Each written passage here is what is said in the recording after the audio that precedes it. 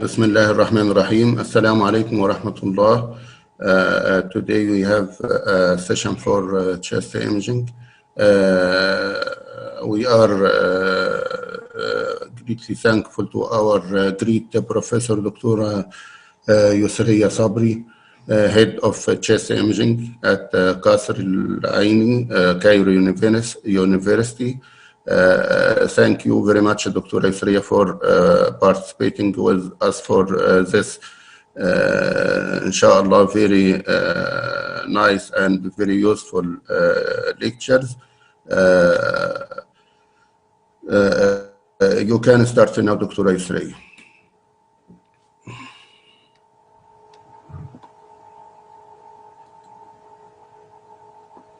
هنعمل الشير سكرين.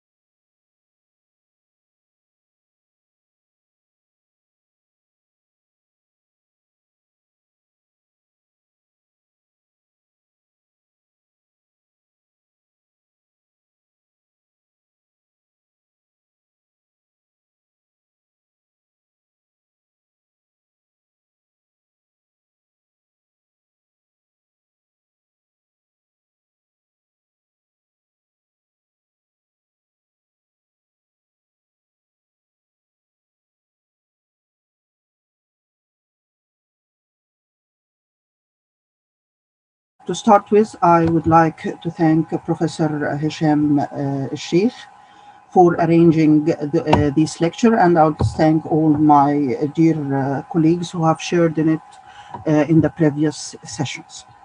النهارده بإذن الله هنتكلم. The course is about an introduction to pulmonary imaging, how to approach. وزي ما حضراتكم عارفين, I'm Professor Yusriya Yahya Sabri, Professor of Thoracic Imaging, Qasr Al-Aini, Cairo University.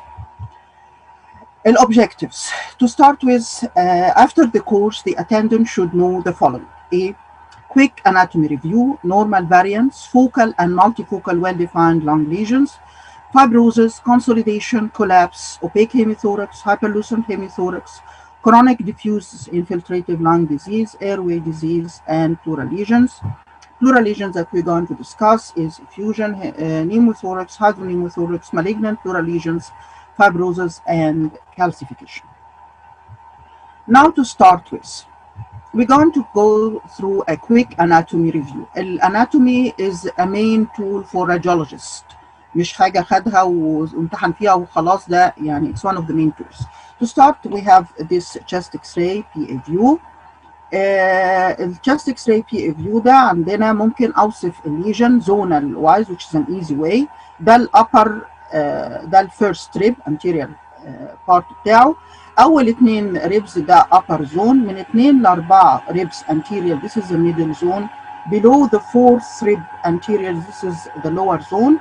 على الرايت وعلى الليفت نفس الكلام. في طريقه ثانيه لوصف الليجنز. لوبر the upper lobes, على upper lobes على الناحيتين. عندنا بمنتهى البساطه this is the hilum extending a line from the center of the hilum peripherally. Okay, what is above this line here is a triangle on both sides. It's presenting the upper loop, and from this line we have another triangle. We will join the tip of this line to the cardiophrenic angle, and having the cardiac border, we have another triangle. On the right side, we present the middle loop, mirror image of this, what we have just described. On the left side, we have the upper loop, and we have the lingual. Going to segmental anatomy, in the upper lobe we have عندنا 3 segments, triangular again in appearance, with the apex at the hilum and the base periphery. Apical segment is apically. Below it we have the posterior segment, وعندنا the anterior segment standing on the line that we have, the imaginary line that we have drawn. On the left side we have an apico-posterior segment in this position, and we have an anterior segment in this position. Regarding the middle lobe, below the imaginary line, we have the lateral segment, and related to the right border of the heart, we have the medial segment of middle lobe. On the other side, we have the superior segment below the imaginary line of lingula, and we have the inferior segment of lingua related to the left cardiac border. بالنسبة للlower lobe. اللور لوب posterior للستراكشر دي، بس في طبعا في الشيست اكس راي superimposed. عندنا الapical of lower nearly at the level of the hilum on both sides.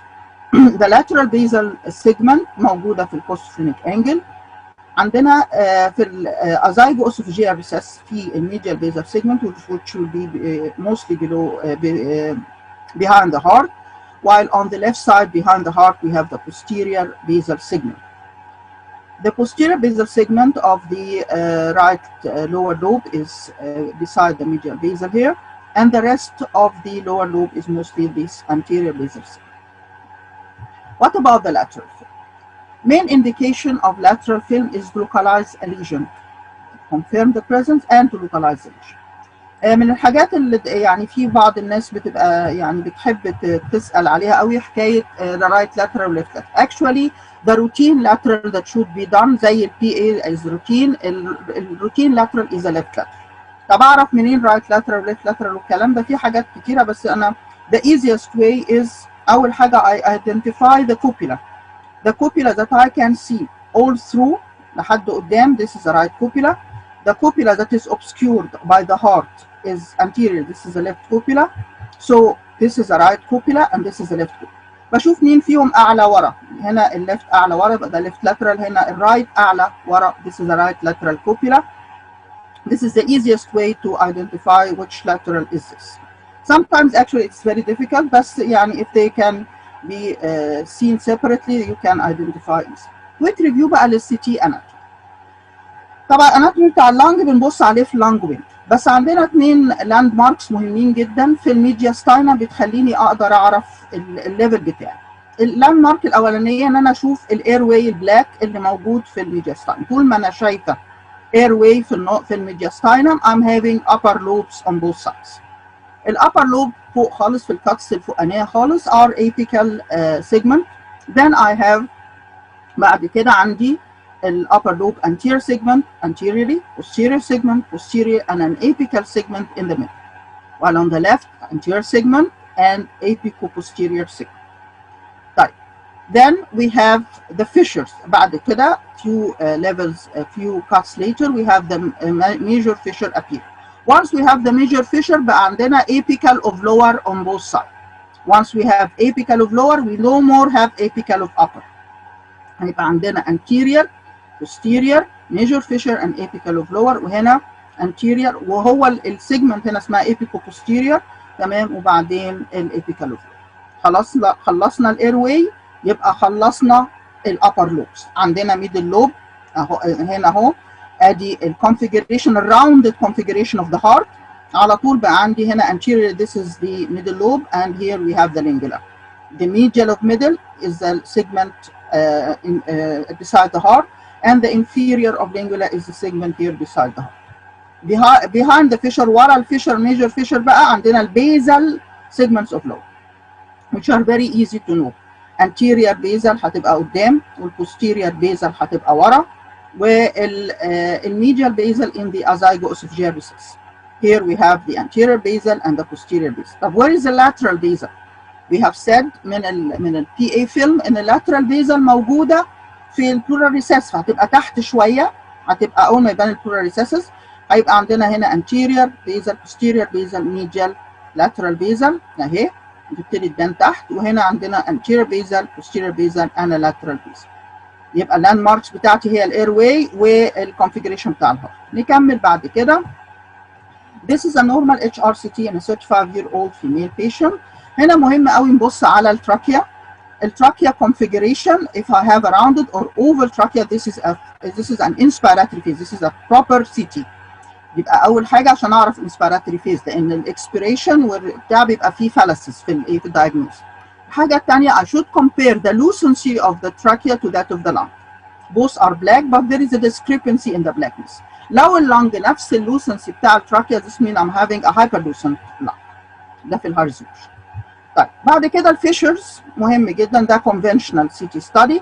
الميجر فيشر بيبان كباند of avascularity, while the minor fissure will show as an area of avascularity. في حين ال high resolution where we take very thin sections of less than 2 millimeter, we will see the fissure as a line. If you don't see the fissure, this is not a high resolution. تمام؟ ده high resolution معمول volumetric study. تمام؟ وبالتالي بنعمل reconstruction بنفس الجودة، بيبقى عندنا ده الماينور فيشر وده الميجور فيشر. في طريقة تانية لعمل الهاي ريزوليوشن ان انا باخد اكزيال ثين كات ايمجز، دي برضو اهو الفيشر بان، فده هاي ريزوليوشن، بس المشكلة انه بيبقى الصورة ليتل بيت نويزي وبتبقى فيه some diagnostic problem especially في النوديولز.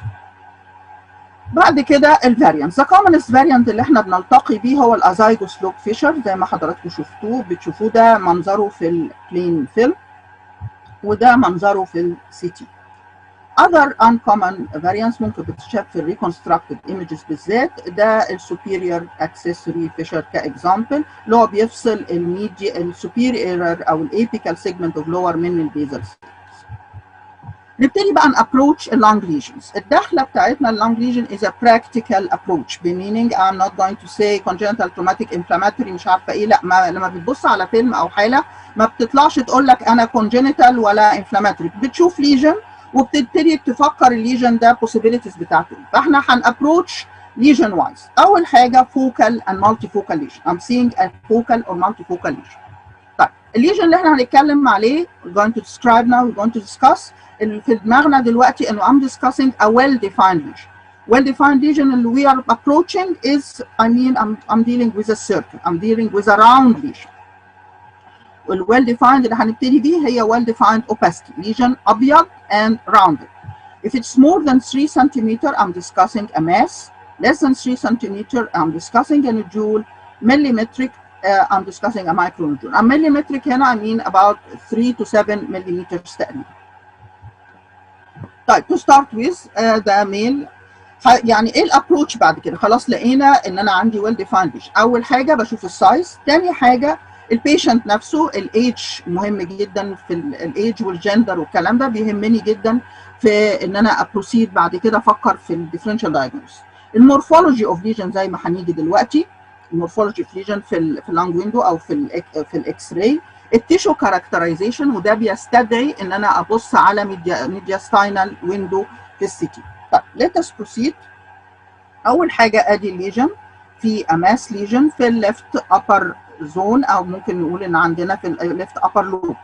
نيجي للاكزيال ايمجز في السي تي as this is a mass lesion. المورفولوجي عندي في 3 signs very important to say that I'm dealing with a malignancy. ايه هما؟ الاوتلاين السبيكيوليتد، الهيلو ساين. هيلو ساين is a sign of aggressiveness. يعني ايه هيلو ساين؟ ادي dense lesion surrounded by a ground glass opacity، يعني a less dense opacity, a gray lesion. اوكي. الحاجه الثالثه ان انا عندي التاجز، plural tags which join the lesion to the pleura and it suggests pleural infiltration. So these 3 signs are very important signs suggestive of morphologically ان انا بتعامل مع حاجه ماليه. طيب الحاجه الثانيه الليجن ده موجود فين؟ احنا شايفين airway يبقى احنا upper lobe او apical of lobe. ادي مكان الفيشر اهو وادي مكان الفيشر، فده احنا كده ليجن قدام الفيشر ده apical of lower. الحاجه سوري posterior of upper. الحاجه الثانيه ادي الابر لوب برونكس داخل اهو مدي anterior segment و posterior segment، فالليجن ده related للposterior segmental bronchus. في focal lesion في الليفر. will I consider ده هرفع الستيجنج بقى اقول ان انا عندي metastasis؟ لا. الانسيدنتال ليجنز اللي موجوده في الليفر كتيره جدا، ف when I have a liver lesion تمام لازم يعني I will just describe it وبعدين هفحص الليفر نفسه بعد كده to assess لو هو ده metastatic lesion ولا otherwise. طيب another case هنا برضو we have a 65-year-old male smoker interstitial fibrosis وعندي a rounded lesion opacity اهي. This is a mass with partially well definition partial lobulation. لما نيجي بقى tissue characterization هلاقي ان ده city with contrast، في heterogeneous enhancement تمام، وفي هنا prominent extra pleural space، دي sign that may suggest malignancy. Again ده male patient 60 smoker، هفكر على طول ده وماس bronchogenic carcinoma is to be considered. هنا plain X-ray PA and lateral. We have a very large mass lesion. هفكر هنا في bronchogenic carcinoma؟ لا. المورفولوجي هنا عندي a very smooth outline. رغم ان الليجن very large we have a very smooth outline. طب هو البرونكوجينيك ما ينفعش تبقى smooth outline؟ يعني ممكن وهي لسه single pulmonary nodule وهي لسه صغيره تبقى smooth outline، لكن it can never reach such a size keeping very smooth very benign looking lesion. اول ما بنشوف ليجن بهذا الحجم this is a benign looking، مش بس benign looking، it raises the possibility I'm dealing with a cyst. I'm dealing with a fluid containing cyst. Smooth, large lesion with outlining like this. This is the case, actually it was a case of solitary hydatid cyst. حالة تانية بتأكد هذا الكلام برضو، female patient at 7th decade. هنا بصوا حضراتكم very well defined smooth large mass lesion. لما نبص على tissue characterization it's totally fluid content. Again the case of hydatid. دي كانت حالة كوفيد. اوكي، اللي لقيناه غير الليجنز الكلاسيك بريفرال ما كانوش كتير، لقينا this mass lesion with partial ill definition of the outline. لما نبص جواها هنلاقي there are dilated bronchi here. الماس ما يعملش dilated bronchi. الماس يا هينفلتريت وهيقفل البرونكاي يا هيفيزم، لكن dilatation is a sign of traction, sign of fibrosis. طيب طبعا البيشنت اللي كان عنده المنظر ده كان يعني جاله هلع من المنظر، he was afraid of bronchogenic carcinoma and so، بس هذا المنظر actually is a part. احنا الكوفيد 19 الفايندنجز بتاعتها بتبقى يا اما بسبب اتيبيكال المنظر اتيبيكال انفكشن فيرال انفكشن او بسبب الاورجانيزنج نيمونيا. فده منظر من المناظر الاورجانيزنج نيمونيا اللي هو مس. 2 weeks later it has disappeared completely. تمام؟ طيب هنغير بقى في المورفولوجي شويه. We have a male and 65 years old. عندنا ماس. جوه this mass we have a hole, a cavity. What's a cavity؟ مهم جدا نعرف مفهوم الكافيتي، برضو من الحاجات اللي بتعمل لخبطه. ايه الفرق بين الكافيتي وايه الفرق بين السيست؟ مفيش اي صله بين الكافيتي والسيست اصلا. بمنتهى البساطه الكافيتي I have to have a lesion and inside this lesion I'm going to have a hole. يبقى الاول لازم في ليجن. الليجن ده قد يكون ماس وحصل فيه هول، قد يكون نوديول وحصل فيه هول، قد يكون كونسوليديشن وحصل فيه هول، لكن في اصل ماس، في ليجن اصلي واتخرم هذا الليجن حصل فيه كافيتيشن. اوكي we have this bronchogenic carcinoma with a cavitation. المنظر ده له differential diagnosis which is very important اللي هو an abscess. I'm having a cavity, a mass with cavity. The most important differential diagnosis to this is having an abscess. How can I differentiate if this is just an abscess or I'm dealing with a cavitating bronchogenic carcinoma? 2 important findings are extremely important to assess. Number 1, if I have an eccentric lumen, number 1, and number 2, a non-uniform wall thickness, I'm dealing with a bronchogenic carcinoma. While if I have a central lumen and a uniform wall, this is an abscess. طيب let us verify this. طبعا ده حالة كانت actually bronchogenic carcinoma دي. In this case عندنا اللونج ويندو، ادي الليجن اهو ماس وفي lucency which is actually eccentric. طب هل انا كده بتعامل مع برونكوجينيك كارسينوما؟ لازم اعمل ايه؟ اعمل ميدياستاينال ويندو. لما نيجي نعمل ميدياستاينال ويندو هلاقي لا، ما هي اليومن it had fluid and air locules. So the lumen actually is central, not eccentric. The only thing that was apparent in this window was the locule, so it gave me a appearance of a misunderstanding that we are dealing with eccentric. However, it is totally central with a totally uniform wall. This is an abscess. يبقى strengthen تاني and it's very important to see the mediastinal window for tissue characterization. There is also another abscess in the spleen here. Another case of an abscess, central lumen with fluid and air fluid level and a uniform wall. Another case. Now here we have 3 different lateral and PA films of 3 different patients. All of them have ruptured hydatid. Here we have, in this first case, there is a fluid level, but this fluid level is wavy.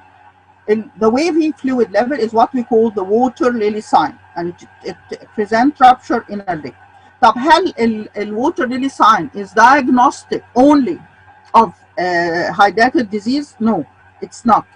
Any fluid level with debris on top or hemorrhage on top can have such an appearance. Okay, So water lily sign, it is seen in cases of rupture in a layer of hydatid. While in those two cases with hydatid, we have a crescent or meniscus sign, and this is happen when there is a rupture but with intact inner layer. In this case, female patient, 6 decade, we have a mass lesion in the mid-zone of the left lung. Am I dealing with a bronchogenic carcinoma? If you go to the CT, well, it is very suspicious in the lung window, and we have another lesion related to the mediastinum here. Doing again لازم نعمل الميدياستاينال window. عندنا هنا الدensity is hypodense compared to the soft tissue of the chest. تمام. This is hypodensity. We're dealing with a fluid density. Again here a fluid density, and we found another lesion in the liver. We suspected hydatid, and actually the case was serologically proved hydatid disease. This is a case of hydatid disease with a single right lower lobe hydatid cyst. And a male, 60 years, heavy smoker with a mass lesion with lobulated outline. Are we dealing with a bronchogenic carcinoma?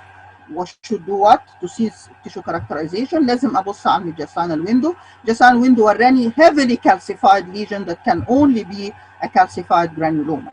تمام؟ الحالة دي young male patient. He was in a wedding and he got some gunshots, as you can see. He went to do an X-ray and an incidentalloma was present, a lesion that is incidentally discovered. He did a CT and the mass was seen in the lingula, in the lung window, while in the mediastinal window no lesion whatsoever was seen. طب راح فين الليجن؟ بمنتهى البساطة it's a fat density similar to this. Fat density are dealing with a lipoma of the lung, which is an extremely rare lesion. مهم جاء بعد سنة عمل فولو اب. الفولو اب بعد سنة وراني بقى فيه soft tissue component و popcorn calcification. This was actually a case of hamartoma in progress. He had a hamartoma.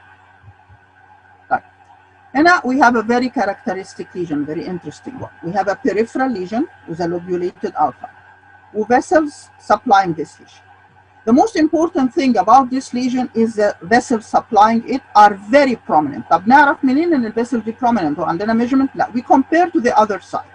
This is the normal caliber of the vessel in this region. This is the importance of comparison of size. This is a very prominent vessels going to it. So when we have a lesion, peripheral with lobulation or smooth outline, whether nodular mass, markedly prominent vessels supplying it, this is an AVM. If we have an AVM, okay, أنا خلاص كده شخصت AVM ممكن. تمام. خلاص أكتفي بهذا القدر؟ لا, مش هكتفي بهذا القدر. عند لازم يتعمل له CT pulmonary. في هنا حالة تانية برضو. This was an elderly female coming with hemoptysis, chest X-ray showing a lobulated large mass with prominent interlobar artery related to it, and another lesion. Again, AVM considered. CT was done, and the CT pulmonary angio is relatively old, about more than 15 years old. تمام. المنظر مورينا ال AVM والمالتيبل lesions والسبلاي من interlobar artery والدرينج في الانفيريور pulmonary vein. احنا بنعمل هنا CT pulmonary angio ليه؟ احنا شخصنا الحالة AVM، بس احنا ما بنشخص for the fun of it. احنا بنشخص عيان to treat. To treat we need to know the number of vessels supplying. الفيسلز دي جاية منين؟ عددها قد ايه؟ draining veins كام واحد ورايحين فين. Okay, so we must do a CT pulmonary angio in spite of the fact that we know it's an AV. طيب. عندنا هنا another peripheral lesion. بس peripheral lesion ده has many characteristics that should be known by heart. Number one, this peripheral lesion, which may be a mass or a nodule. Here we have a mass. Subjacent to it, there is pleural thickening, and medial to it, joining it to the hilum, there are crowded markings. تمام؟ يبقى أنا عندي ثلاث حاجات. A triad of crowded markings. Okay, crowded markings mean volume loss, and a mass lesion, which is peripheral, subpleural, and a pleural overlying pleural thickening. This triad equal actually round achilles. Here we have another interesting finding. We have a well-defined lesion superimposed or seen in the side of the left hilum, and as you can see, an intercostal tube. Going to CT, this lesion is in the site of the major fissure. Seeing the tissue characterization, it is totally fluid containing. It's actually a fissural lesion, as you can see, and the tube is seen crossing here. This is a loculated fissural effusion, which may be named left pseudo-tumor. Another case, also a well-defined lesion seen in the site of the left hilum. Okay, this is a plain X-ray. In CT lung window, we see the lesion as oval, and another level is ribbon-shaped. Distal in the lesion, there is oligemia. Okay, this oligemia, is a vascular problem or is it air trapping? We see that this oligemia is surrounded by compression of adjacent structure and contralateral shift of the heart. If you look at the heart here, it's slightly shifted to the right. So there is a mass effect in this hyperlucency. This is air trapping. So we have a lesion with distal air trapping, and in the mediastinal window, we see hypodensity, fluid density. This appearance is typical for a bronchocele due to bronchial atresia. Spot diagnosis. Now coming here, we have a vague lesion in the PA film, vague opacity in the middle zone of the left side, while the same lesion in the lateral film is defined, well defined, okay, or more or less oblong in shape, and related, actually it's related to the major fissure, left major fissure. يبقى كان vague هنا بقى well defined, have a pleural relation, and there is an associated pleural lesion. This 3 points that we have just discussed change in the configuration from PA to lateral, one ill-defined, one well-defined, number 1. Number 2, having a pleural relation, which is a major fissure here. Number 3, ipsilateral pleural lesion is also visible. These 3 lesions suggest, 3 findings suggest that we are dealing with a pleural lesion. Okay, not the classic, of course, effusion and so on. This is an oculated effusion.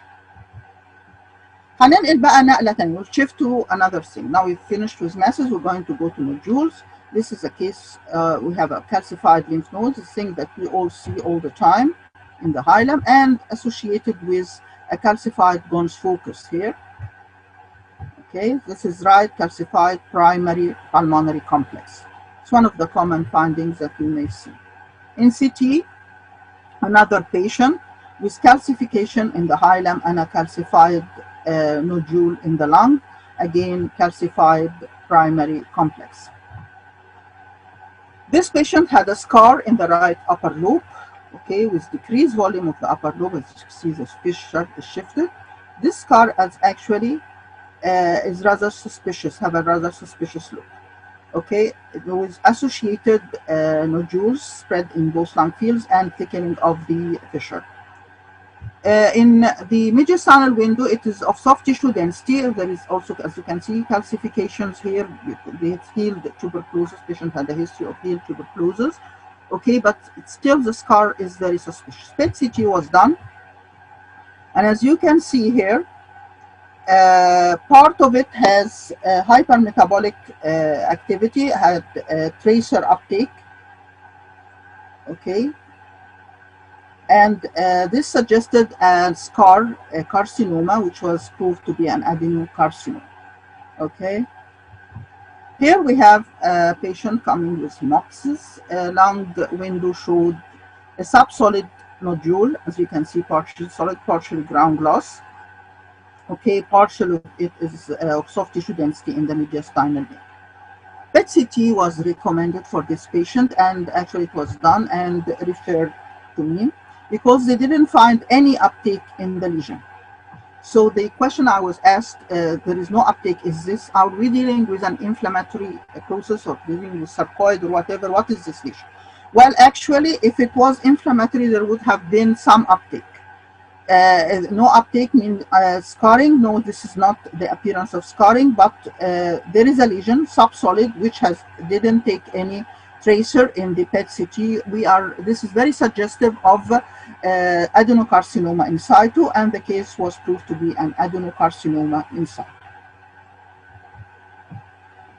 Again, an incidentaloma lesion incidentally discovered. This patient had a CT for interstitial disease, and this subpleural nodule was incidentally found. Okay, we need to examine this nodule. How would we do this? We do this by thin thin sections of CT, very thin section of mediastinal window CT. Okay, what did we find? We find that it has fat component, it has calcification, and it has soft tissue component. So this lesion is actually a hamartoma, which is a common incidental lobe. Again, this patient had high resolution CT, and we incidentally discovered this left basal nodule. CT, high resolution CT, is not supposed to assess masses and nodules. So we have changed the window and we started examining the lesion by a normal lung window. We found that the content of the lesion suggested fat. So we shifting to the mediastinal window. Okay, there is fat. Are we dealing with a hamartoma? So here we have a very suspicious lesion of single pulmonary nodule. Shifting to the lung window, we had and the mediastinal window, what we had is appearance suggestive of fat. Going through the mediastinal window, there was suggestion that there is a perforation or there is an opening in the diaphragm here, a defect. So reconstruction images showed that we actually have a defect in the diaphragm, and this was nothing but a small diaphragmatic hernia with fat, Bogdalic hernia. Okay. Another case with a very suspicious right lower lobe nodule. Okay. Going to the tissue characterization, mediastinal window. The density of the nodule is lower than that of soft tissue, higher than that of fat, which suggested fluid density. Reconstruction imaging showed that actually it is not a nodule at all. It's a tubular lesion, and it was actually a bronchus. The message to convey here is that we need to have tissue characterization, we need to see mediastinal window, we need to see multiplanar imaging if we do have this facility. Again, a case showing a nodule in the lower part of the left lung. Tissue characterization, mediastinal image show fluid density, multiplanar imaging show that we have actually, this is the site of the fissure and this is only fluid in the coronal image. Again, tissue characterization, multiplanar images. Now we'll shift from a single pulmonary nodule to multiple nodules. And when we say multiple, we mean more than one. Okay? More than one, starting from 2. When we have multiple nodules that are well defined, as you can see here, the first possibility and most important possibility is metastasis, even if we don't have a history of primary. We have 3 different patients with metastases. This one has only 2, this has more than 1 with different sizes, and also this one has more than 1 with different sizes. This is metastasis. Now here we have again a case of metastasis, multiple nodules with also affection of the chest wall. Again, this is metastasis. Nodules are well circumscribed, well defined lesion. Another case of metastasis, okay, CT, with multiple well defined nodules, affection, also there are metastases in the mediastinum and in the chest wall. This was a case of urinary bladder carcinoma. Here we have 2 important things to say. Again, we have multiple nodules that are well demarcated, well defined. This means we are dealing most likely with metastasis. This is first item in our differential diagnosis. But we have to discuss 2 things. First, the angiocentric sign. What's angiocentric? When we see a vessel ending in the nodule, this is an angiocentric sign, and it means that this nodule is blood-borne, okay, which could be metastatic or inflammatory infection, whatever. The second thing is, in this case with metastasis, we have pleural effusion. When we find pleural effusion in a case with known metastasis, pleural effusion is considered as pleural metastasis until proved otherwise, okay? So pleural effusion in a case with metastasis is considered pleural metastasis. Another case with metastasis, different morphology. We have here calcification in the lesions and calcification in metastatic lymph nodes of the mediastinum. Again, calcified metastasis. Now we're going to make some changes in the morphology. We have again multiple nodules, metastasis considered, but these nodules have something which is very interesting. In this configuration, it has an umbilical. There is amplification here. The first thing to consider such an appearance is hydatid cyst. However, metastasis still can present with such an appearance. Going to have another change in morphology. Instead of the well definition of the lesions, we have nodules which are rather irregular and some of them and ill-defined. This is a case of sarcoid. Okay, and in addition, we have this also perihilar opastus and hilar fullness. This is a case of sarcoid. So when we have now nodules that are not sharply demarcated, okay, we will consider the possibility of inflammatory or infection, okay, and we will not consider metastasis mostly. In this case, we have again irregular looking nodular opastus, which are bilateral. They are flame-like opastus. Some are subpleural, related to the fissures and related to the pleura. Prominent bronchocentric interstitium is present here. Some ground glass opacification is present. This appearance actually is typical of Kaposi sarcoma. This case was sent to me from one of my students working at one of the Central African countries where Kaposi sarcoma is actually endemic. Again, to strengthen the point, when we have well-defined nodules, we have to consider metastasis. Irregular nodules, we are dealing with something which is different, inflammatory infection. And in some areas we have, and some patients, we may be dealing with things like Kaposi sarcoma, which is actually a virus-related sarcoma most of the time. Now here, we have another thing. We have well-defined lesions, okay, but those lesions, some of them show cavitation, another change in morphology. When we have well-defined lesion, again, we have to consider the possibility of metastasis. Adding to it the cavitation of some lesion, we will have differential diagnosis, considering the possibility of inflammatory or infectious lesions, okay? If those nodules with cavitations are bilateral and are countable, we may also add a third differential diagnosis, which is a vasculitis, okay?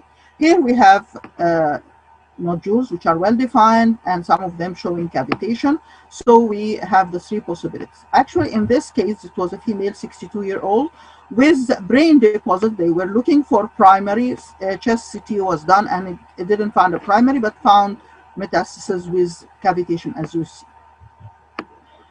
Now here we have numerous, not counted, we have numerous bilateral nodules and some of them showing cavitation, okay, and showing angiocentric sign.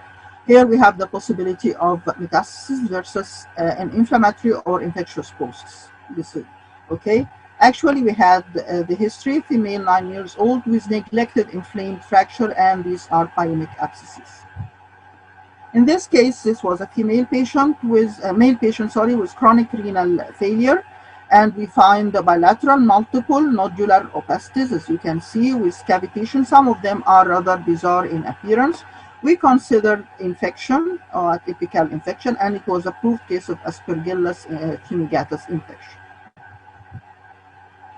Now here we have another case, a patient with operation and nodules and cavitation and abscesses, a case of infective endocarditis with pyemic abscesses and even affection of the liver. Here we have a bilateral affection with countable lesions.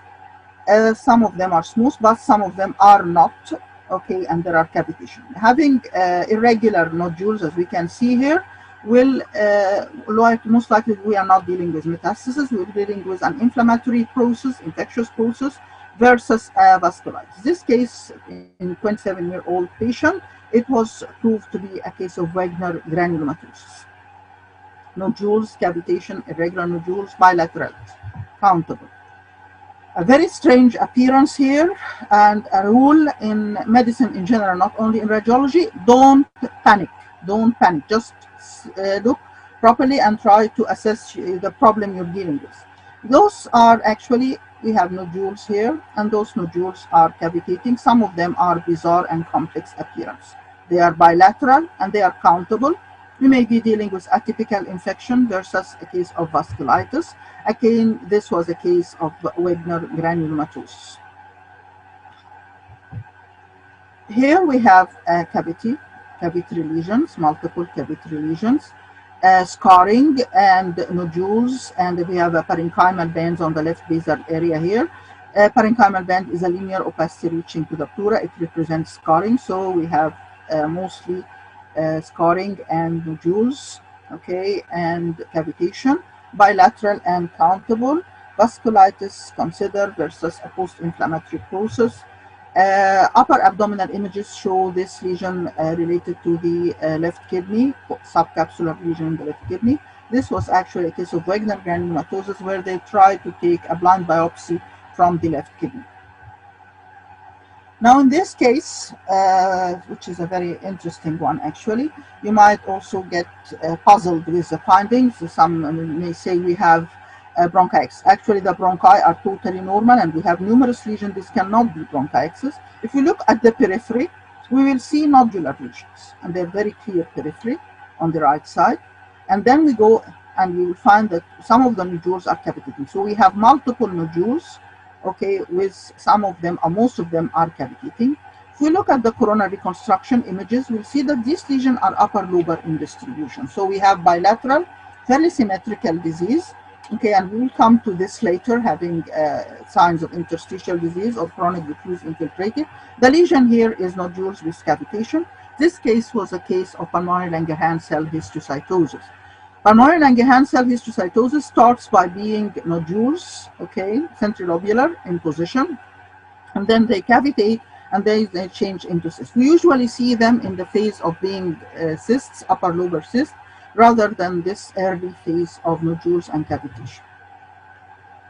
Now we have here another case with nodules, multiple nodules, but they have a very interesting finding that they have a tendency to be subpleural. And mind you, subpleural is not peripheral. Subpleural means sticking to the pleura. This is very important. Now, if you look at those lesions, we'll find variable appearance, variable shape. They are multiple, have variable shape. Some of them are cavitating, but most of them are actually sticking to the pleura. This is a classic feature of rheumatoid nodules. Rheumatoid nodules classically can be any number, any size, any shape. They may cavitate. They are not known to calcify. Okay, these are rheumatoid nodules. Here we have another case of rheumatoid nodules. We have only two, larger than the previous one. One of them is partially smooth, other is irregular, and tendency to cavitation is noted. Shift to another lesion now. We have the miliary pattern. What's the difference between miliary pattern, miliary shadowing, micronodules? What are the difference? The unit of the miliary is micronodules. When we have uncountable numerous micronodules, this is miliary, okay? When we describe them in a plain X-ray, we may say miliary shadow or miliary pattern. We don't use the word shadow in CT because we don't have shadows in CT. You see the actual lesion.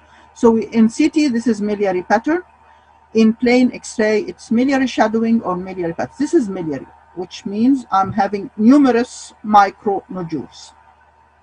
Okay, this was a case actually of 17-year-old female patient with ovarian carcinoma, and these were metastatic. Now coming to this case, we have again miliary pattern, and as you can see in the axial images, we have effusion. Now let us shift to the scanogram. You can see the miliary pattern on both sides. How do we see effusion here? Scanogram means a patient is supine. So how does effusion appear in a supine patient? Number one, if you compare both lungs, you will find veiling in the right lung because of the effusion. This is number one. There will be veiling, diffuse veiling, and then there will be here pleural capping. This is the apex here. There is a pleural capping here, okay? Because the water gathers in the most dependent part, which is the apex, and then it extends onto the lateral aspect and then basally. So we will have opacification apically, laterally, and basally, okay, in addition to the veiling. This is how effusion is seen in a supine film. This was actually a case of miliary tuberculosis. In addition to the miliary shadows, we have the effusion and we have a consolidation here. Now, mind you, this effusion in the supine position, the anterior margin of the effusion, or the margin of the effusion, is parallel to the rib. And this means I'm dealing with a free effusion.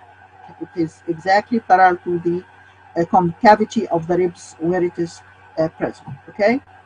This is effusion. Multimorphic lesions where more than one lesion is present suggest tuberculosis. Now, what do we have here? We have again multiple nodules, but they are different in appearance than the miliary. They are bigger, they are denser, and they are more irregular. These nodular appearances are what we call Astronaut Opastus. Here they are associated with cavitary lesion in the apex, with cavitation with mycetoma, cavities and cavities with mycetoma. And this is actually a case of tuberculosis with transbronchial spread and what we call pneumonia, tuberculous bronchopneumonia. These are acinar opastus, acinar nodules. Now finished with the well-defined rounded opastus dump, let us shift to the well-defined lucence. Now we're discussing a black lesion, okay? A black lesion without a wall, a black hole without a wall is emphysema, while a black hole with a wall is a cystum. This is the easiest way to know a cyst, okay? Now let's see here. These are the upper lobes, as you know, and there are numerous black holes within. These black holes are emphysema. The emphysema that affects the upper lobe predominantly, as you can see it here, is centrilobular emphysema. Here we have black holes that are peripheral. They are indenting the adjacent lung. In spite of being small, they exert a mass effect on the adjacent lung, and they don't have a wall. These are the bulla or blebs, which represent paraseptal emphysema. Paraseptal emphysema are bulla and blebs, and actually a bulla is more than 1 centimeter, a bleb is less than 1 centimeter, and this is how they look like. Now here we have a large bulla. If you look at it, it is as if it's a black mass. It is as if it's a rounded black mass. More than one bulla with a bulli here separating, and they are exerting a marked mass effect on the adjacent lung, no wall, paraseptal emphysema in the form of bulli. Here we have a hole with a wall. Hole with a wall is a cyst. Now, coming to cysts, we have single cyst with a certain differential diagnosis, multiple cyst with a certain differential diagnosis, bilateral cyst with a certain distribution, and this will have another differential diagnosis. We have a single cyst here. What is the possibility? Well, actually, there are congenital causes, traumatic causes, inflammatory causes. There are so many causes. Unless you have a definite history or previous film, this is just an air-containing cyst. You measure it, and you say, where is this? Could be the cyst, lungs air-containing cyst be congenital? Yes. A bronchogenic cyst in 15% of cases can be a solitary lung cyst, and it will be air-containing, not like the mediastinum where it is fluid-containing. Okay? So it could be congenital. A bronchogenic cyst could be congenital. Cyst here, this is a lung cyst. Here, on the other hand, we have also a cyst, but it is surrounded by signs of trauma. As you can see, the ribs multiple fracture. This patient had trauma weeks before.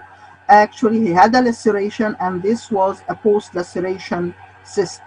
Okay, so weeks after trauma, with signs of trauma, as you can see in the rib fractures on the right side.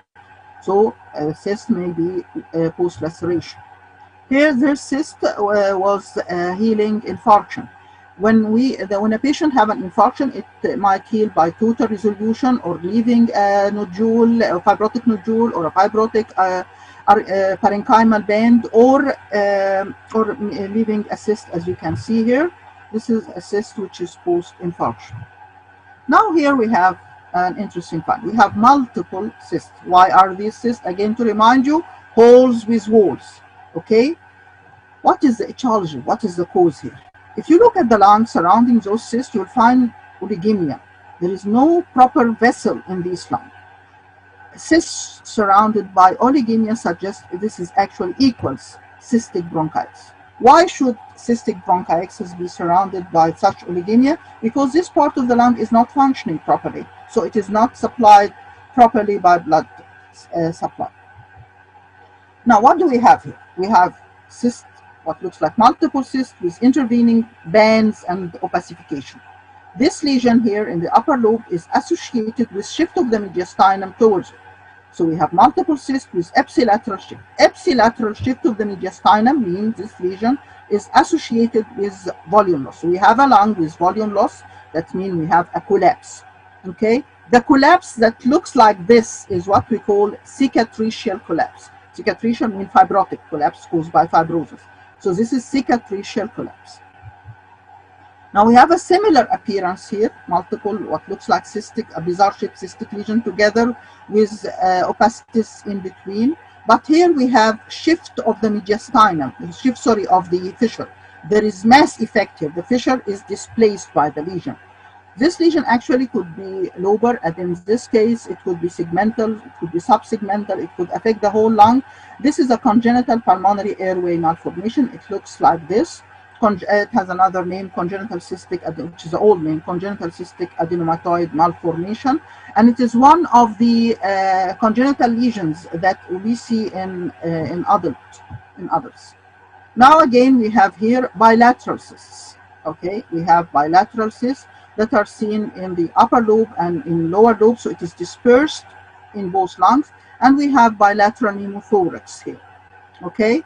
This was a young female patient with LAM, lymphangioliomyomatosis, bilateral diffuse cysts. Here we have clusters of cysts that are predominantly basal, and elsewhere they are subpleural in location. Clusters of cysts, as we see here, with filling of the pleural recesses. These are honeycombing, and this is classic for usual interstitial pneumonia. Another cyst distribution, bilateral again, fairly symmetrical, upper lobes predominant distribution with bizarre looking cysts. Okay, this is a classic, as in a young male patient, this is a classic appearance for pulmonary Langerhans cell histiocytosis. Now, mind you, pulmonary Langerhans cell histiocytosis is totally different from the histiocytosis of children. Pulmonary Langerhans cell histiocytosis is an interstitial disease of smokers, of adult smokers. Now, okay, what do we have here? We have the appearance that is different from all the cysts that we have described. There are bilateral cysts, they are mostly medial, and they are basal, and actually we have vessels entering those cysts related to the wall of those cysts. This is a rare entity, a very rare entity actually. It's what we call Birt-Hogg-Dubé syndrome, which is an autosomal dominant syndrome. Why I'm presenting it here to tell you, okay, there are common lesions that you will meet a lot, but sometimes you will meet something out of the way. Okay, you start looking it up, and this one of the things that are out of the way, which is the Birt-Hogg-Dubé syndrome.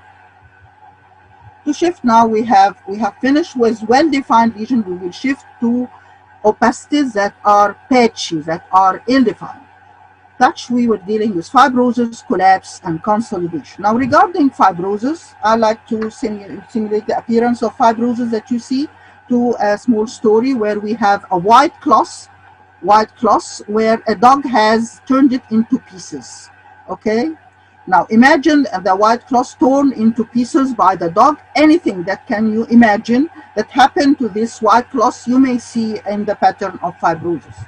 Now here we have again fibrosis, the white cloth torn into pieces, but it is present apical. This site of fibrosis will suggest in our country and most of our neighboring countries that we are dealing with healed tuberculosis, with apical scarring due to old healed granuloma. Now here we have again bilateral upper lobar, apical and posterior scarring and calcification. Again, we will consider this is the case of tuberculosis, healed calcification, healed fibrosis and calcification in upper lobar, bilateral upper lobar fibrosis. Okay, we have seen miliary TB, we have seen broncho pneumonia of TB, we have seen pulmonary Gons focus, we have seen now fibrosis, okay, and effusion. Now, in this case, what do we see? Realignment of the vessels. vessels. As you can see here, the vessels are not supposed to be parallel to each other. The realignment of the vessel is a sign of post-irradiation fibrosis. Now, if you see it bilateral, as in this case, they suggest either a bilateral lesion or a mediacentral mediastinal lesion. Higher up than this, we will consider a thyroid. Here, actually, it was post-irradiation fibrosis due to malignant thymoma. If you find this lesion unilateral, it may suggest a breast cancer, maybe, or an irradiation for a bronchogenic carcinoma. Bilaterality suggests means I'm dealing with a mediastinal lesion. This is extremely important because, as you all know, irradiation changes are restricted to the site of irradiation. Okay. Now here we have another pattern of fibrosis, which we call the parenchymal bands, where we have a linear opacity reaching to the pleura, having an angle with the pleura. Bilaterality of the lesion parenchymal band in this 36-year-old male patient may suggest an etiology of vascular insults, previous infarction due to DVT or whatever, because of the appearance here. Now, this osteophyte-induced pulmonary fibrosis we have met a lot lately, and it is many people get mixed up in cases of diagnosing COVID. We see here this ground glass opacification or reticulation related actually to the osteophyte. So it's an osteophyte-induced pulmonary fibrosis. It is usually seen on the right side, but sometimes we see it bilaterally. We don't mix it up with COVID-19 fibrosis. Now coming again to this appearance of cicatrization in the upper lobe with shift of the mediastinum, and this is cicatricial collapse, okay, of the upper lobe on the left side. Same appearance in this triangular lesion. Now, when Apache opacity, whether fibrosis, whether we are dealing with consolidation or collapse, reaches a fissure, it becomes well demarcated by a linear or a curvilinear appearance. So we have demarcation here by lines, meaning that we are dealing here with fissures. Okay, so this is collapse. Collapse of what? What part of the lung has collapsed? Where we have a triangular opacity between two fissures. This triangular opacity is related to the heart. What part of the heart, what part of the lung is related to the medial, to the right aspect of the heart? This is the middle lobe. So this is a middle lobe lesion with demarcation, meaning that I've reached the fissure, meaning that the whole lobe is affected. Is this a proper site of the fissure? No, it is not, because this fissure has moved toward the lesion. It has the lesion has regressed in size, and it is demarcated by this minor and major fissures. This is a total cicatricial collapse of the middle lobe in a female 18 years old. Now, again, the appearance of cicatricial collapse. Where is it?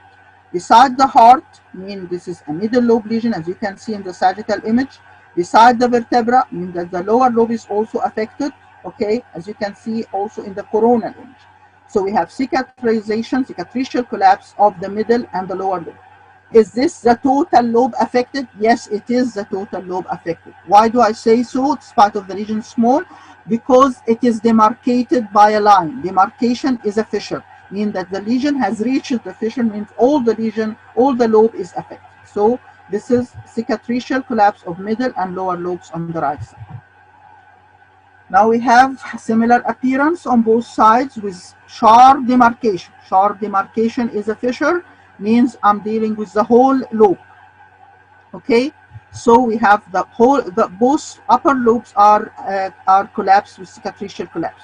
Doing sagittal image to confirm, as you can see, the one with the heart is the left lung, the one without the heart is the right lung. You can see the demarcation in the upper lobe, okay, cicatricial collapse.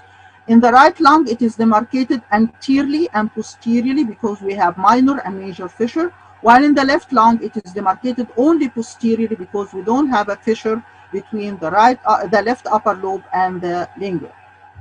Okay, so upper lobe cicatricial collapse. We'll shift to another type of collapse actually. You can see here in the axial images, massive effusion compressing the lung. The lung is still aerated, and we have contralateral mediastinal shift. So this type of collapse is called passive collapse or relaxation collapse. Why do I call it as such? اللنج هنا مفعول به. The main, it's a victim. The lung here is a victim actually. It has done nothing. It's just being compressed by the massive effusion. Thus, it is collapsed passively. It has just relaxed to its normal side. And as you can see, there is contralateral mediastinal shift because the main hero here is the effusion. So the effusion has caused shift of the mediastinum, and it has caused the collapse of the victimized lung. Now, the next type of collapse, as you can see here, there is a disfigured, attenuated bronchus intermedius, and at a lower level you don't see it at all. There is fullness in case of this female patient. As you will see, she has left mastectomy, and she came for follow-up to see if there is anything wrong with her, and we find this fullness in the area of the bronchus intermedius in the posterior mediastinum. Okay, and are we only deal with a mediastinal problem here, or there is another associated problem? If you go through with it, you will find that this lesion in the posterior mediastinum is extending to join another lesion in the lung, and they're both amalgamated together actually, and they have a well-defined curvilinear margin. Having a well-defined curvilinear margin and then joining the lower lobe, meaning we have a lower lobe, total lower lobe collapse. No aeration whatsoever.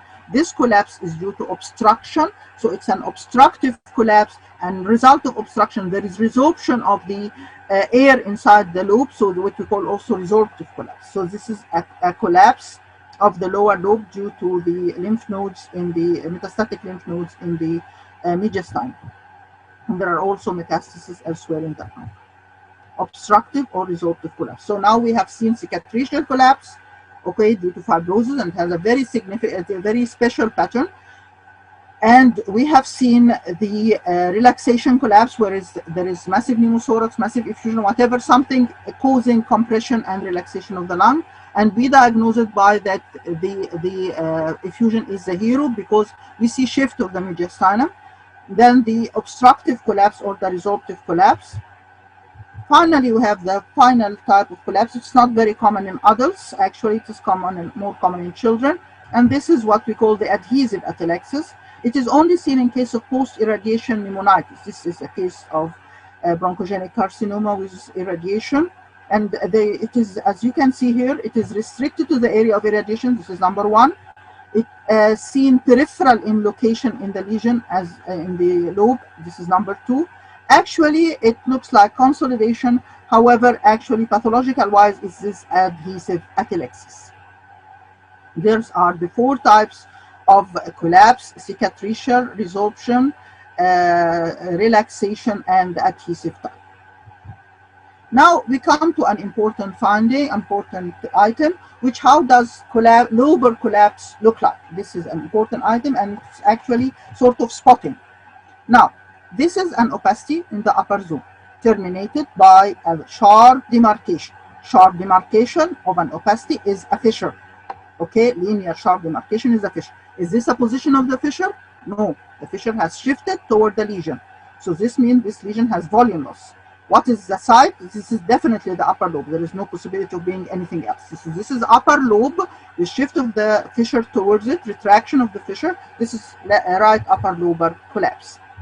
Then, again, an opacity with lateral here, we have shift of the fissure, but we have medially a convexity here.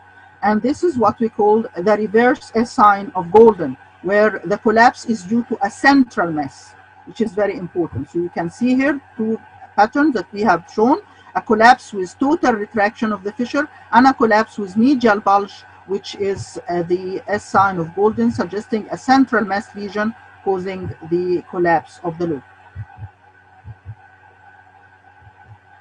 Now here another interesting finding. We have a veiling or an opacification of upper and mid zone of the left hemithorax or left lung. Now, do we have a central mediastinum or we have a mediastinal shift? Most of you will say, okay, we have more or less a central mediastinum. No, we don't have a central mediastinum. If you look here, we should understand very clearly that the position of the heart. It's very important. Now, normally, if in a PA film, if we have a midline line here, we will have 1/3 of the heart on the left of this line and 2/3 to the right. We don't have this here. We have the whole heart shifted to the left. This is number one. Number two, normally we should have a part of the heart on the right side of the vertebrae. Again, we don't have this. So this heart has been shifted to the left, meaning that this opacity has caused volume loss. It has moved the mediastinum and hearts towards it. Now, how does it look like in the lateral film? This is how it looks like in the lateral film. Now we have an opacity with sharp demarcation posterior. What is this demarcation? Again, a linear demarcation is a fissure. What is this fissure? This fissure will be the major fissure. This is not the normal position of a fissure. It has moved anteriorly toward the opacity. This is how the left upper lobe collapse will look like. This is a spotting of left upper lobe collapse that you should know, that you won't miss it if you meet it anyway.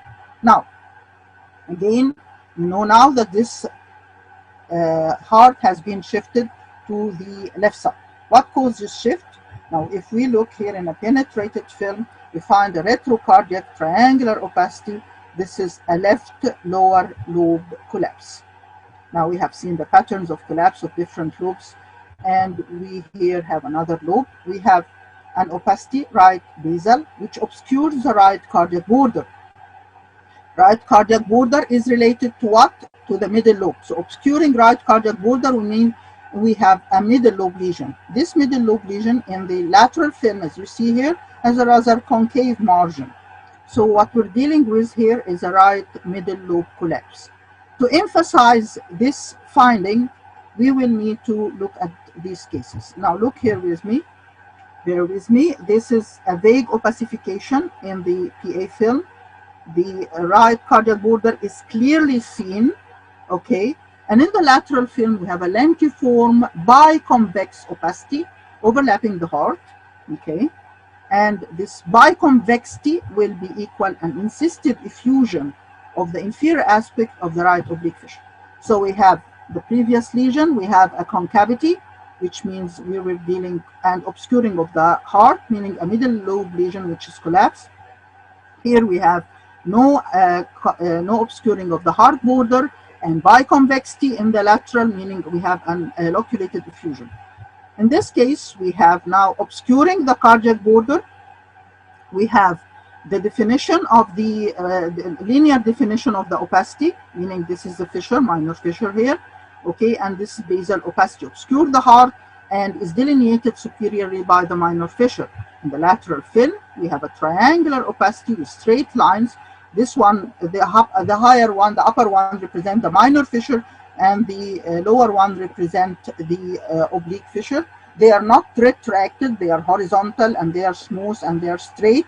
Okay, so this triangular opacity represents right middle lobe consolidation, and we will come to know that lobar consolidation is a pneumonia. Now coming to consolidation, what's consolidation? Consolidation is when we remove the air from alveoli and we replace it by something else. So there shouldn't be any significant volume loss. Actually, no volume loss is expected. We may replace it by an infective cell, we may replace it by blood, by fluid, by eosinophilia, by malignancy. This is consolidation. Consolidation can be patchy, diffuse, lobar, unilateral, bilateral, central, peripheral, etc. Now, these are the appearances. All these appearances may be seen in cases of consolidation. Astronaut Opastus, patchy opastus, here air with air bronchogram, patchy opastus without air bronchogram. And by the way, what's air bronchogram? Air bronchogram is when we see the blackness inside the bronchi surrounded by opacification. This opacity surrounding the air bronchogram means that I'm dealing with a lung opacity. This lung opacity could be consolidation, could be collapse. Some malignancies may have this, simulating this appearance in cases of adenocarcinomas and lymphomas, etc. Sometimes. Anyway, the appearance, we may have a lobar distribution of consolidation. We may have diffuse bilateral distribution of consolidation. Now, to approach consolidation, we have to localize it, okay, and then we start to know what's the type, to have differential diagnosis. Now let us start by lobar assessment of consolidation, lobar appearance of consolidation. This is an upper lobe opacity, but now we have the minor fissure here appearing as a straight line. We have linear, lower linear well definition of the lesion. This means that there is no shift of the fissure, meaning that actually no volume loss. This is a consolidation of the upper lobe. Again, a lobar consolidation is most likely pneumonia. This is a middle lobe consolidation, middle lobe pneumonia, and we have described it before. Now, in this case, we have a basal opacification. The heart is not obscured. The right cupula is obscured. So this means that this opacity obscuring the right cupula is in the lower lobe. Having, there is no shift of the heart, okay? Now, having the lateral film, we will see that this opacity is posterior, demarcated anteriorly by the fissure. So this is a right lower lobe consolidation, meaning we have a right lower lobe pneumonia. Okay, now this is a CT, and here we have solidification of the right lower lobe, meaning we have consolidation with cavitations, as you can see, and with air bronchogram. This is a pneumonia. In this case, we have a complicated case of pneumonia. We have partial consolidation of the left lower lobe, but it is associated here by a cavity with a mycetoma inside. In addition, we have a lentiform thin pleural base lesion with air fluid level, as you can see here. This lentiform air fluid level is a loculated hydropneumothorax. An loculated hydropneumothorax related to such infection without a tube is a bronchopleural fistula, complicating this infection. Now, this is a very interesting finding here. We have, this is the heart, so this is the middle lobe, okay? Inside this middle lobe, we have consolidation with an element of volume loss, okay? And we have tubular structure that are branching and that are white. This appearance is pathognomonic of allergic bronchopulmonary aspergillosis, which is one of the appearances of aspergillus affection of the lung. It actually takes place when a patient has asthma or have cystic fibrosis. This is how it presents, with fever and cough and etc. And this classic mucoid impaction that is white, okay? Why is it white? Because it contains iron and contains magnesium and calcium, okay? And because of its thickness, mucoid impaction. This classic appearance of allergic bronchopulmonary aspergillosis. Now we finish with lobar distribution of consolidation. We shift to another type of consolidation pattern, which is patchy. What do I mean here by patchy? Where the lesions are peripheral, the lesions are central. We can see air bronchogram, and the lucences within are what we call air alveologram actually. So this patchy diffuse appearance that affects both lungs has a very wide differential diagnosis. Here we must be guided by history. The commonest cause actually is a bronchopneumonia, but hemorrhage may have such an appearance, atypical patterns of edema, atypical pattern of eosinophilia. Some tumors may be presenting with this same pattern. It has a very wide differential diagnosis, okay? So the commonest is a bronchopneumonia. This was a case of 33-year-old male patient with bronchopneumonia, patchy and bilateral. Now, here another case. This was an elderly patient that was diagnosed for months as bronchopneumonia, and then finally they decided to take a biopsy, which proved at that time it was diagnosed as bronchoalveolar carcinoma. Of course, you all know that this terminology is no more in use, and this is one pattern of adenocarcinoma in the lung. Okay, and this patient is 60 years old female with patchy opastis seen, as you can see, and this is a very common history, by the way, this follow-up of pneumonia for months. Now what we have here is bilateral diffuse consolidation. This appearance has a relative limited differential diagnosis, and the patient is usually coming from an ICU with acute respiratory distress syndrome or acute interstitial pneumonia, and in both of them we have a severe injury of the alveoli. Now we have an interesting pattern here. Now we shift from the diffuse to the central.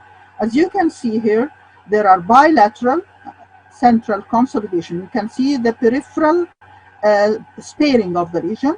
This was a patient, a young patient with systemic lupus with heart failure and renal failure actually, and this pattern associated with effusion, visceral effusion, was due to alveolar edema in the lung. The totally opposite pattern of bilateral peripheral consolidation. This pattern is very common in eosinophilic diseases. Okay, the peripheral appearance of consolidation, bilaterality, and this was a case of chronic eosinophilic pneumonia. Another case that also presents by bilateral consolidation is the book or bronchiolitis obliterans organizing pneumonia. Organizing pneumonia, as you can see, sometimes is associated with the reversed halo sign, which is very pathognomonic for organizing pneumonia. This pattern of bilaterality we see a lot today in COVID-19 because, as I told you before, COVID-19 may present by pattern of atypical infection or pattern of atypical of organizing pneumonia. So this pattern is due to organizing pneumonia. These all are cases of COVID-19.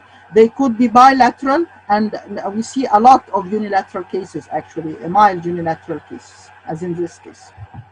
Now, here we have a unilateral peripheral consolidation. We are still discussing consolidation.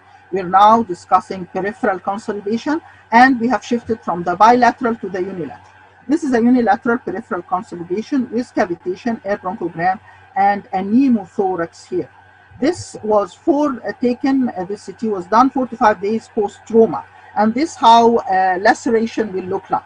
Laceration will appear 4 to 5 days after trauma in the site of trauma, okay, and it will appear as a peripheral consolidation that shows cavitation within, and by time, as we have seen before, it will heal, leaving a cyst that will decrease in size by time. So a laceration is one of the appearances of unilateral peripheral consolidation. This typical appearance of a unilateral peripheral consolidation, which is a subsegmental affection, as you can see here, is due to an infarction. Another case of infarction, we have effusion. This is a sagittal image, and we have this infarction with a vessel, non-enhanced vessel supplying it. Again, a peripheral consolidation can be wedge-shaped peripheral consolidation is an infarction. Another peripheral lesion, here we have pleural thickening with calcification and a tiny nodule with crowded markings going to it. We have seen this triad before: pleural thickening, peripheral lesion, and crowded marking joining the lesion to the hilum. This is the typical appearance of round atelectasis. Now we have the opaque hemithorax, lucent hemithorax. Okay, one either black or white. Okay, what are the possibilities that we have? We have 4 possibilities: an opaque hemithorax with increased volume, an opaque hemithorax with decreased volume, a lucent hemithorax with increased volume, or a lucent hemithorax with decreased volume. Okay, the 5th possibility is that we have a hemithorax problem with no volume change, and this is have a very limited differential diagnosis. Now, to start with, we have total opacification of left hemithorax with contralateral mediastinal shift, a typical appearance of what? Of a massive effusion. A very interesting finding here, if you look here at this lateral film, we find that we can see the right cupula all through, and we don't see the left cupula at all, because actually this opacity is left-sided, so it has obscured the left cupula. So this number 1 opaque with increased volume is effusion, massive effusion. Now, CT findings here, we have the massive effusion, we have the relaxation collapse of the lung, and we have contralateral shift. Now, here we have near total opacification of the right hemithorax, central mediastinum, air bronchogram, and cavitation. This is right lung consolidation. The air bronchogram is present, and there is no effusion. Now we have here an opaque hemithorax with ipsilateral mediastinal shift. Opaque hemithorax with ipsilateral mediastinal shift equal volume loss. What are the causes of volume loss? Either of two things. Either we have a collapsed lung or we have no lung at all. Now let us start. Collapsed lung means we see the lung, but it will be small, or we see in CT no lung. If we look here in this opaque hemithorax with ipsilateral shift, these axial images show the mediastinum filling the hemithorax. There is no lung. What are the possibilities of no lung?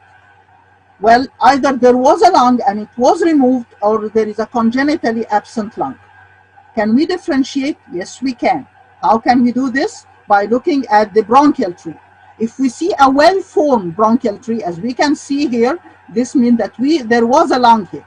So here, as actually we see a well-formed left main bronchus, and we see even pleural calcification. So there was a lung. So this is a case of pneumonectomy. There is another important thing here. If you look at the right lung, you will see a large black lung. Large black lung with retrosternal herniation. This is compensatory hyperinflation. Why are we so sure of the diagnosis and say compensatory hyperinflation? Because we have a major problem on the other side. Okay, now let us see this case. Again, total opacification of left hemithorax with total ipsilateral mediastinal shift, mean volume loss. Looking at the CT, we don't see a lung. So, and we look at the bronchi. Though we have no bronchus, no, we have just a vestige of a bronchus. We have an ended, blind-ended residue of a bronchus on the left side. This actually what we call aplasia of the lung. If we don't see a bronchus at all, this will be agenesis of lung. If we see a vestige of the bronchus, this is aplasia of the lung. So this is a case of aplasia of the left lung. Now, what we have here is again an opaque hemithorax, okay? And there is no considerable shift of the heart, but there is slight ipsilateral shift of the trachea. When we go through the axial images, we find that we see the lung. So there is a lung. This lung is small in size, as you see in axial images. There is collapse, there is no air bronchogram, and there is obstruction, as you see here in the second image, obstruction of the bronchus. Endobronchial lesion is totally obstructing. This is a resorptive collapse. Effusion is noted. Parietal pleural thickening is seen. And we have multiple lymph nodes with calcification. We have also calcification at the hilum of the lung. What was this? Adenocarcinoma, metastasis, okay, to the mediastinum, to the pleura, and endobronchial metastasis in the lung. What carcinoma send such lesion? Breast carcinoma is known to send endobronchial metastasis. Renal carcinoma is also known to send endobronchial metastasis. There are other lesions, but these are the commonest known. Now look here at this lung window. You will see this is a conventional CT study. Still you see the coarseness of the right lung due to lymphangitis carcinomatosis. This is how lymphangitis carcinomatosis will look like in a conventional CT study. And you see, of course, the obstruction of the left bronchus. Now this is a virtual bronchography, okay? The upper one on the right image is the VB image, which is 3D image simulating the bronchoscopy, and you see the total obstruction. The one on the right below is the MINIP image, and you see the bronchial tree. You see whatever is black here. So you see the bronchial tree with total obstruction of the left main bronchus, and the one on the left side here, you have the 3D image, okay, volume rendering. Now, pay attention to these two lesions. We have seen those two cases. In both of them, we don't have a mediastinal shift. On the right side here, we have air bronchogram, and this is consolidation. On the left side, however, we have an endobronchial lesion. We have no air bronchogram whatsoever, and we have collapse and effusion, and this is absorptive collapse and effusion, obstructive collapse and effusion. These are to be differentiated.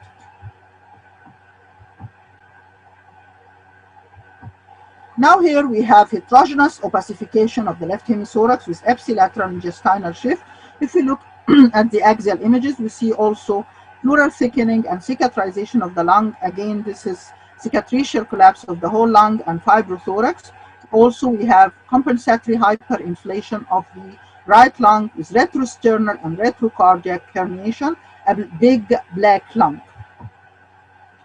Here we have an opaque hemithorax. In axial images, we have the nodular circumferential thickening of the pleura, classic for mesothelioma, giving again in the plain film an opaque hemithorax. Now shifting from opaque to black hyperlucent hemithoraces, we have this classic appearance of jet black right lung with right hemithorax, with a total collapse. This is pneumothorax. Now, when you find a pneumothorax, you have to look at the mediastinum. Here we have no mediastinal shift whatsoever in spite of the massive pneumothorax that we have. So this is a spontaneous pneumothorax, massive spontaneous pneumothorax. While in this case, we have again the jet black hemithorax with marked contralateral shift, with a lung disfigured and collapsed and adhered to the chest wall due to adhesions, and the marked shift of the cupula. So the shift of the mass effect here mean we are dealing with a tension pneumothorax. Tension pneumothorax is a very serious condition and it should not be missed. So whenever you see pneumothorax, you have to look for mediastinal shift. Again, a black lung and a white lung. Which one of them is a normal? Actually, if you see here, you will find on the right side normal vascularity, while there is attenuated vascularity on the left, and there is minimal retrosternal herniation. So we have a black lung with retrosternal herniation, meaning it is enlarged. A big black lung, hyperlucent. Now, is this compensatory? Is this compensatory? No. Why do we say no so surely? Because there is nothing wrong with the right lung.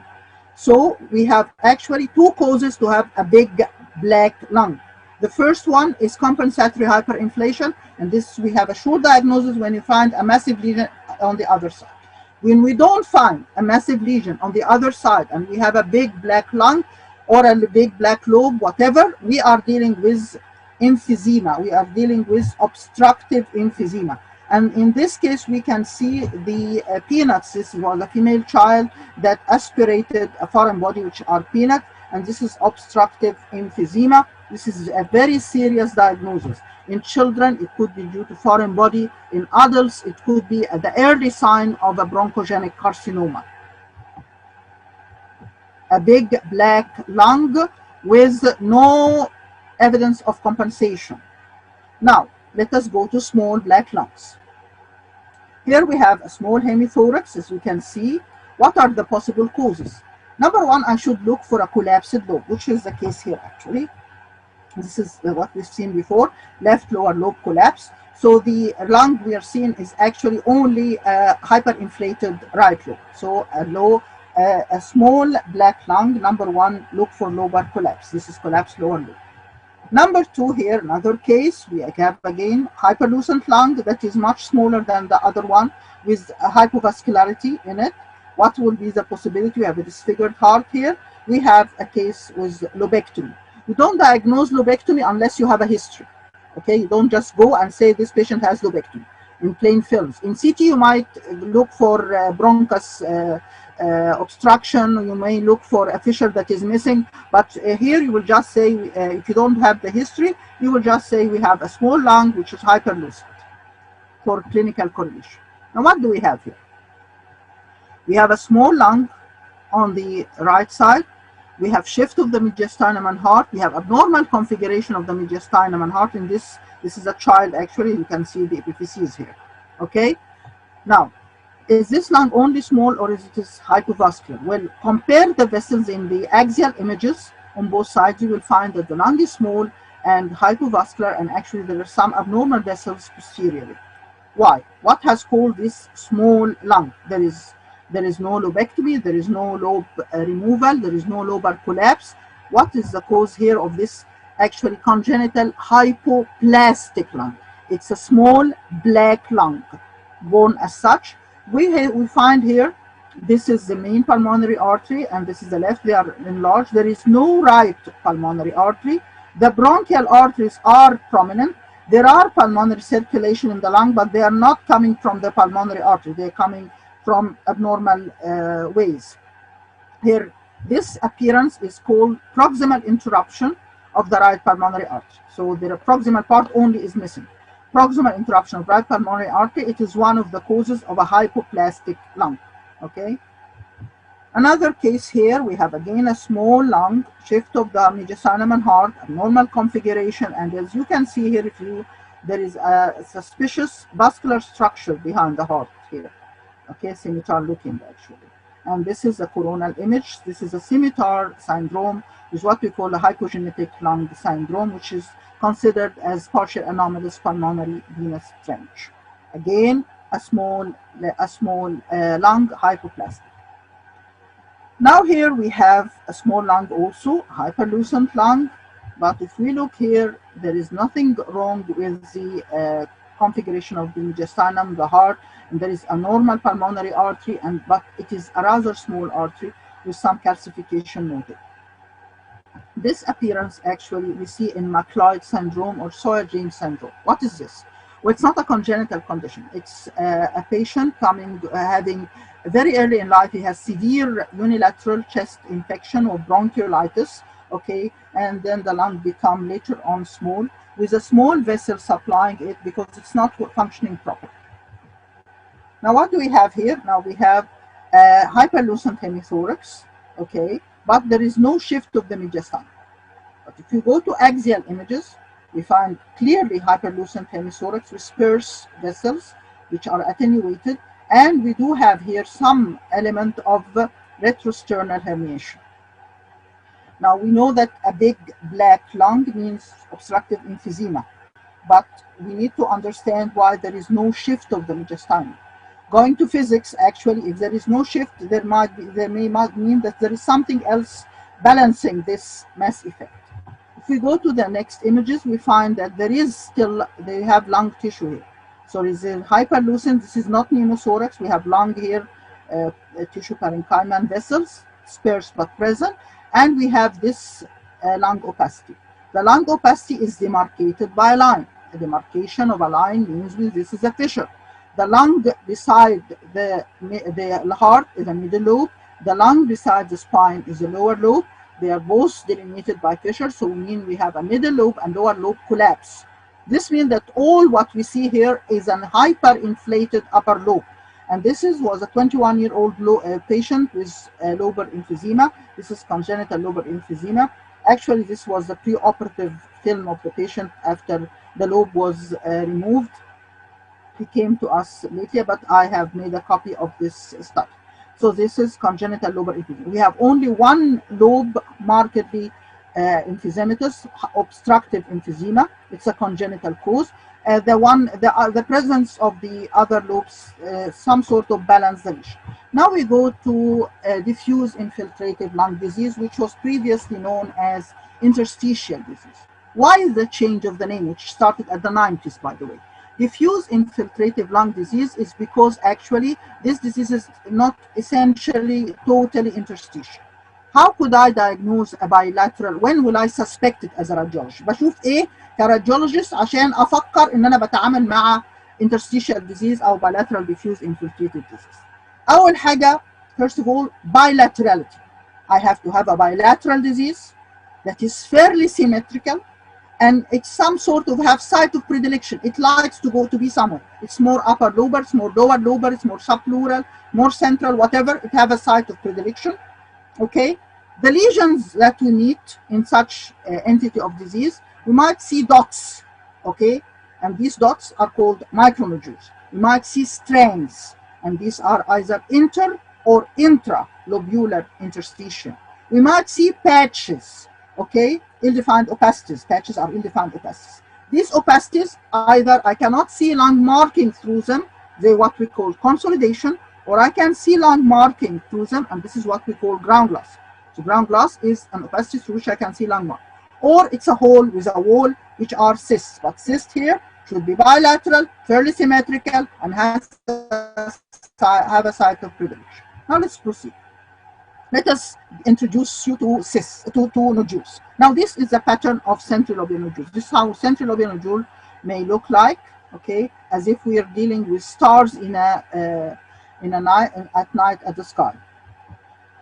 Another case with central lobular nodule. This is a patient, heavy smoker, hyperlucent lung. As you can see, this is an azygoslope fissure. Upper lobes show those faint, ill-defined, ground glass centrilobular nodules, and this is classic for respiratory bronchiolitis, interstitial lung disease. Respiratory bronchiolitis, interstitial lung disease is one of the interstitial lung diseases that are smoking related. Okay, this again is a pattern of centrilobular, faint, ground glass, ill-defined nodules, okay, in a heavy smoker. Another appearance of centrilobular nodules you see here. Numerous centrilobular nodules that will make us mistake them for the miliary pattern. How can we differentiate? I'll just tell you now. Miliary pattern, here we use the word random nodules, okay? In centrilobular nodules that are numerous like this, actually, you can see the fissure as a hyperlucency. You can discriminate the fissure, hardly discriminate the fissure as a hyperlucency. And this numerous centrilobular nodules that you will see filling the whole lung, actually with relative basal sparing, is specific for the appearance of one of the appearances of subacute hypersensitivity pneumonitis.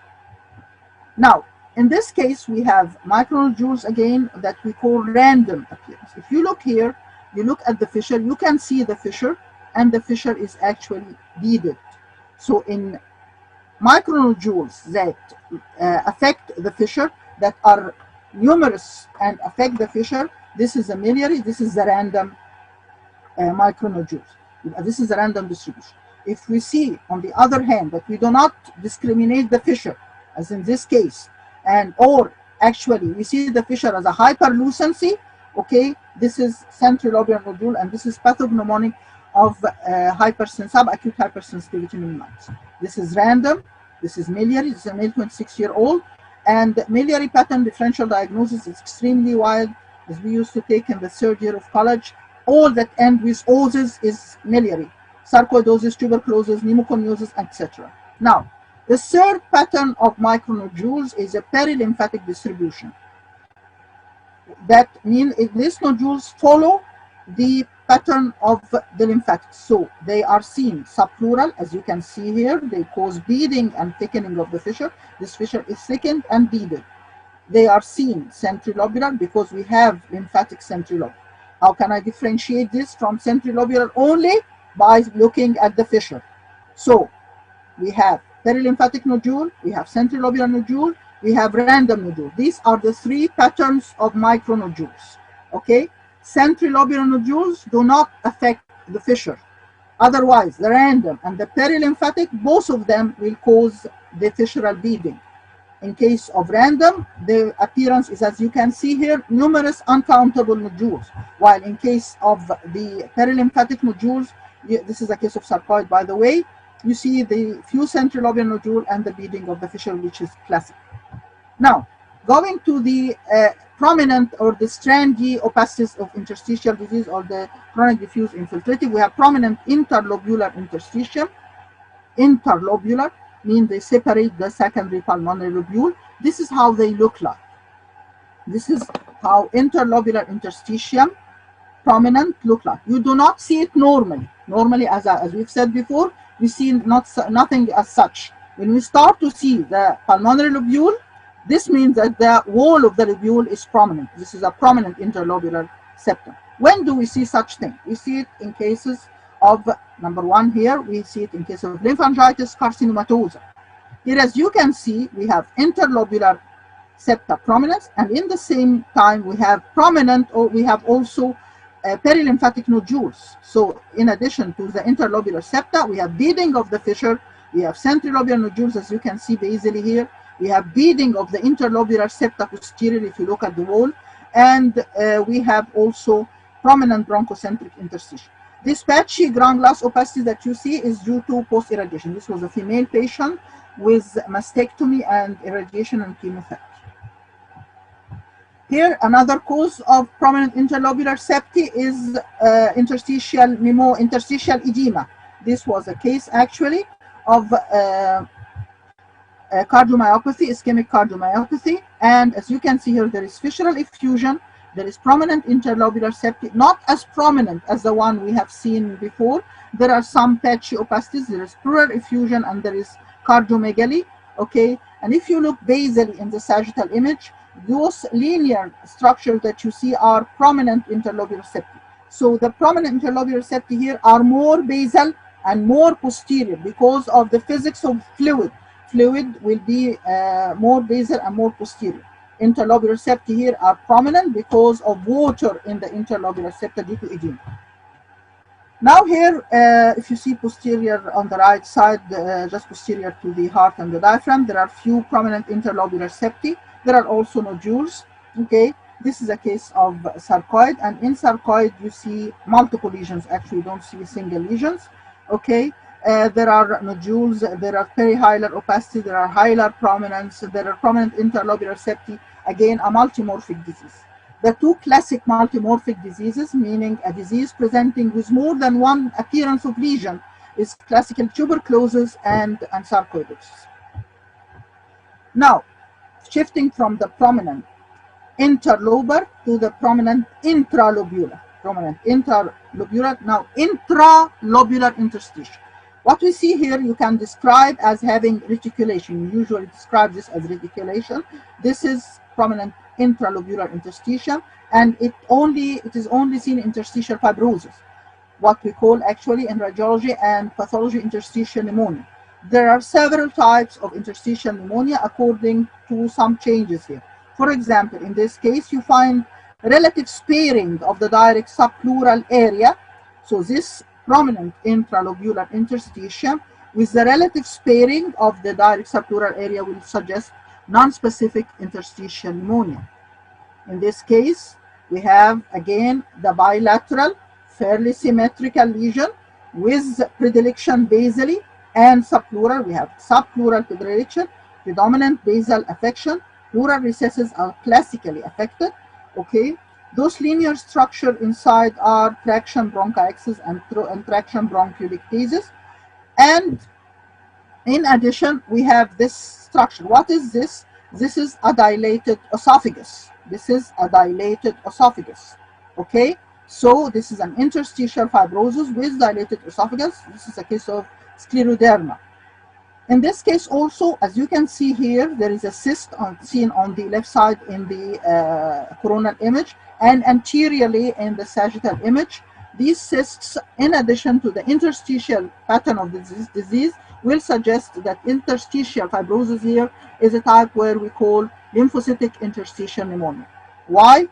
This is a pattern of interstitial disease fibrosis, bilateral fairly symmetrical subpleural, ground glass opacification, reticulation, prominent intralobular interstitium.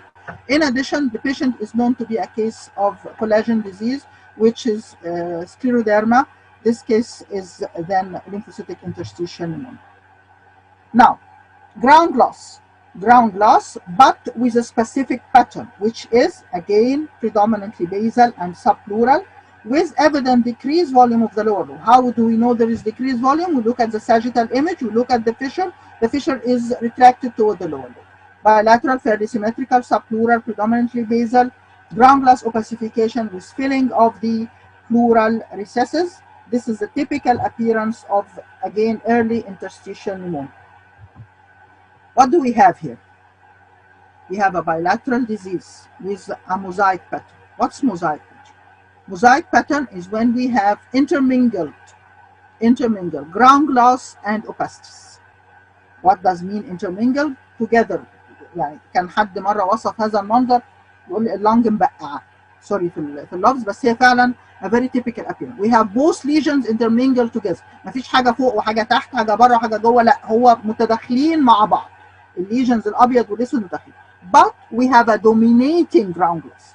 So we have a bilateral diffuse mosaic pattern, dominating ground glass pattern with intervening areas of what? Lucences. Lucence دي representing ايه؟ هنبص على, if we look at some of them, we will find total lucency with no respectable vessel seen within, which means that we have perfusion problem in it. Other lucences will find normal lungs. So intervening lucences representing mosaic perfusion and representing normal lung. With actually, if you look basally, there is relative sparing of the disease. This appearance is pathognomonic of subacute hypersensitivity pneumonitis. So, subacute hypersensitivity pneumonitis may appear as bilateral, diffuse, centrilobular ground glass nodules. This is, if you see it early. Later on, what we see is actually bilateral mosaic pattern with predominating ground glass opacification, intervening areas of lucencies that represent areas of hypoperfusion or aperfusion and areas of normal lung with relative basal sparing. Subacute hypersensitivity is a radiological diagnosis because clinically it simulates any other interstitial disease. The patient is coming with chronic dyspnea and dry cough. If we do a pulmonary function test, it will only show obstructive changes and maybe even show mixed changes.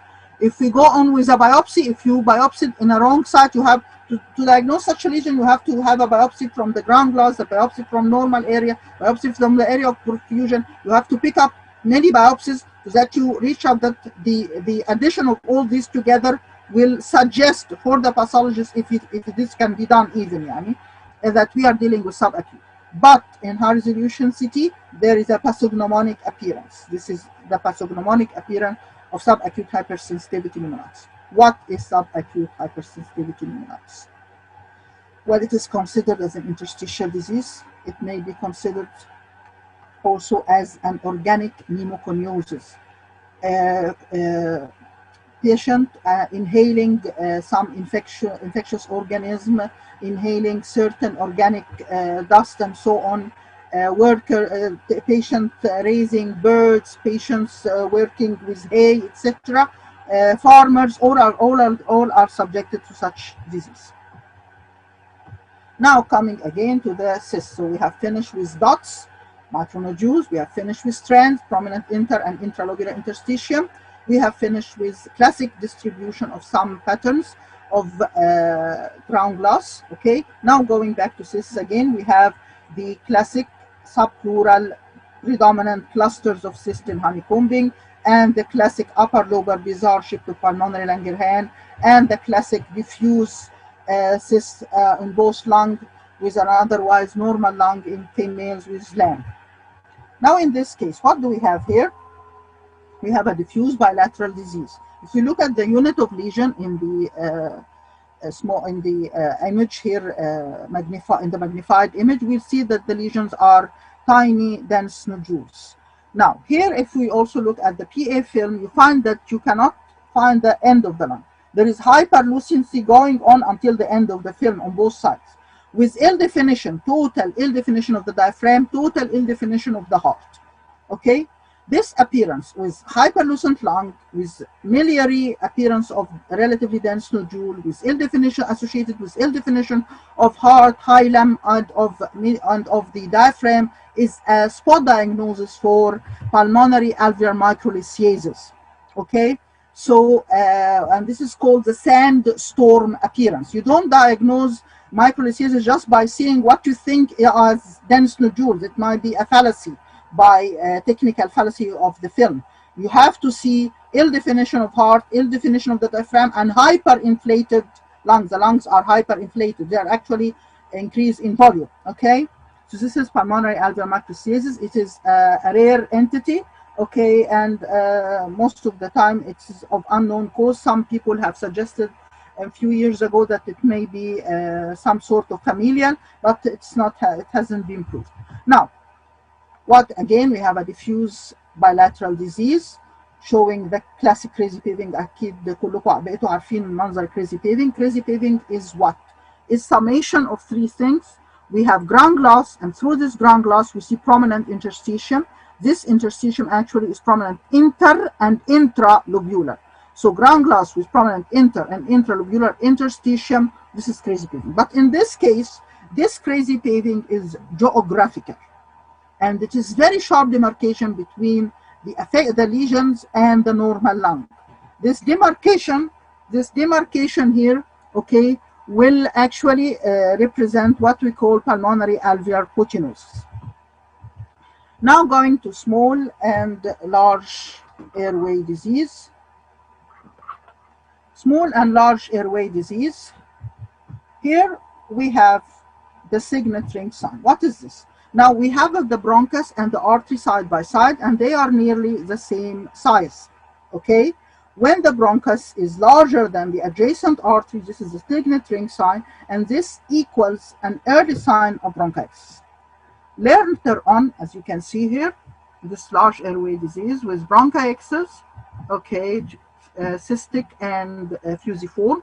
And if you look at the lung surrounding it and on the other side, you will find what looks like mosaic pattern with a normal lung being white and the abnormal lung avascular and black. And this is classic for bronchiolitis obliterans, which is usually associated, which is a usual association with of bronchiectasis.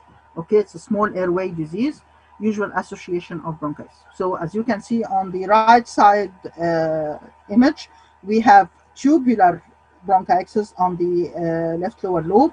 We have fusiform bronchiectasis on the right lower lobe. We have cystic bronchiectasis mostly in the middle lobe, and we have early ring signet ring sign in the left lower lobe.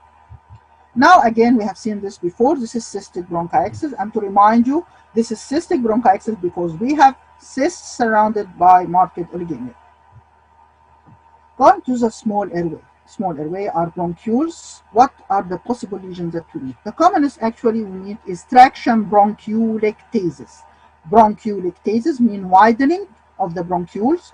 We don't normally see the bronchioles, okay? We only see diseased bronchioles, okay?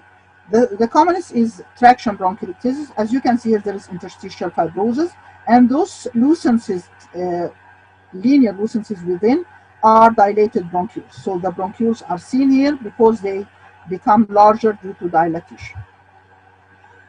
Bronchioles may also dilate in case of infection. It's not common, but it is seen. In this case, we have the peripheral linear structure.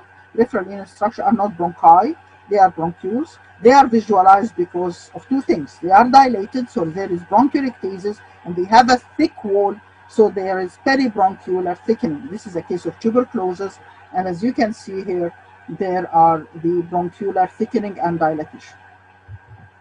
Now this is the very famous tree in bud pattern. What's tree in bud pattern?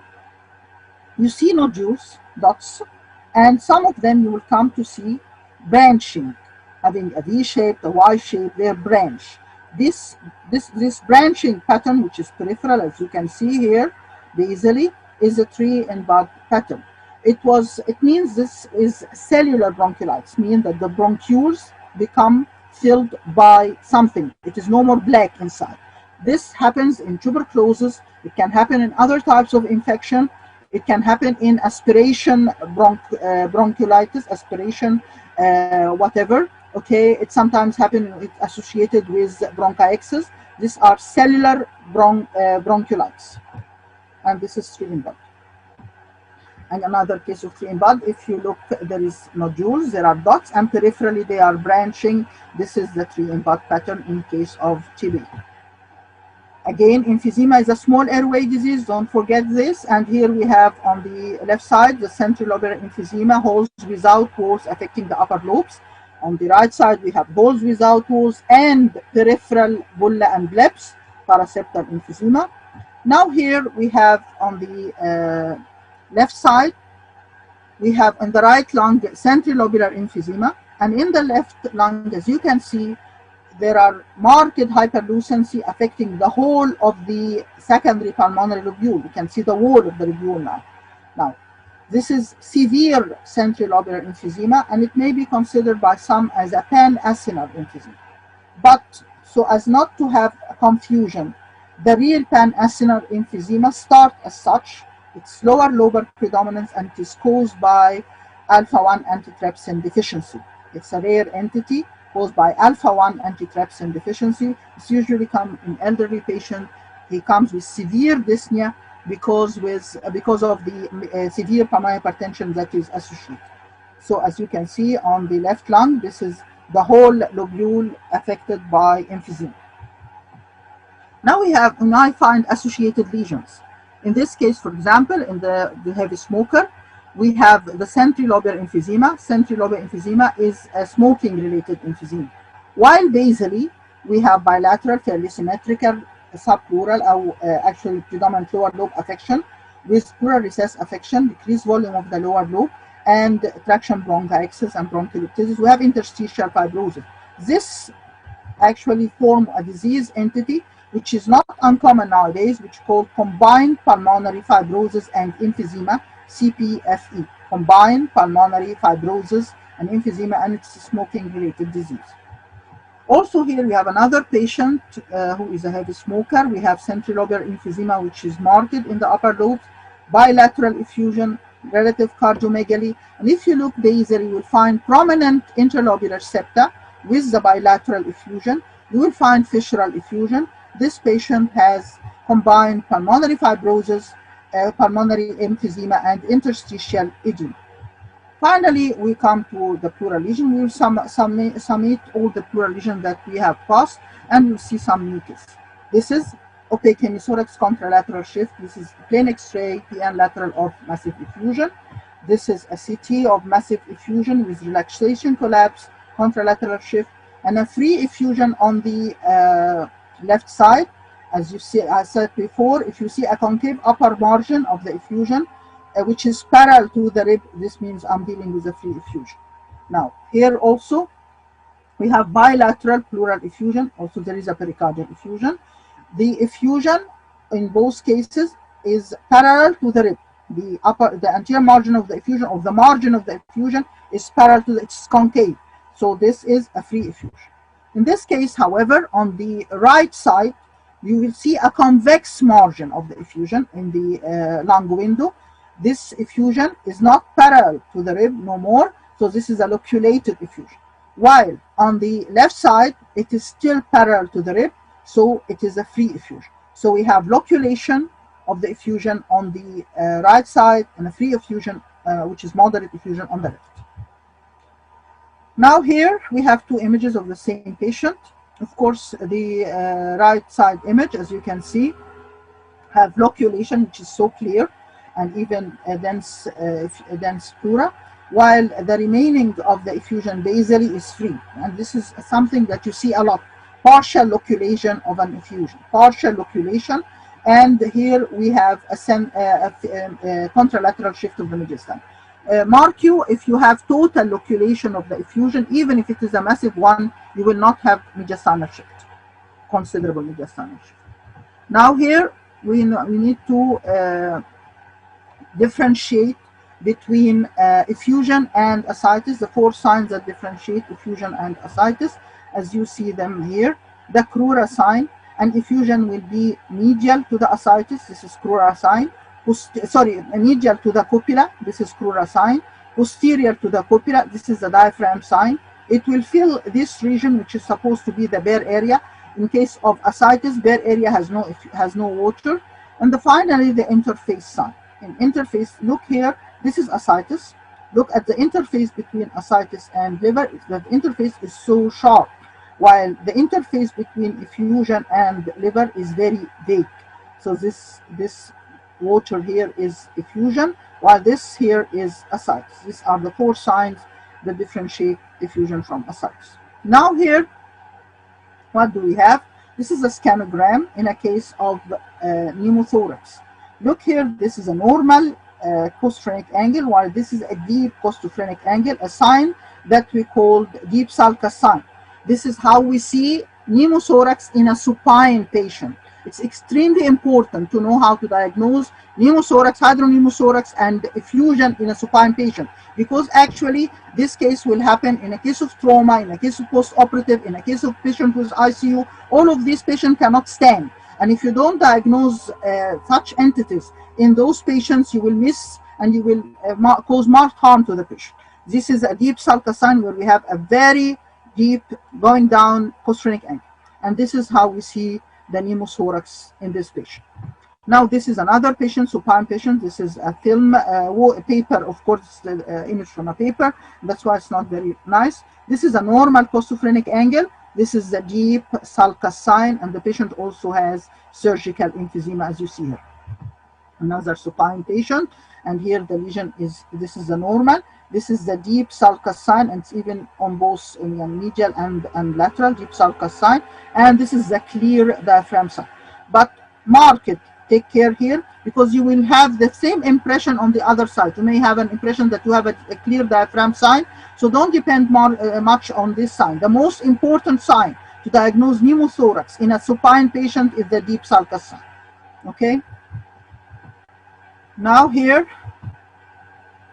this is a bulla and this is pneumothorax. See the bulla, you see it actually as a black mass, while pneumothorax will displace the lung as it is.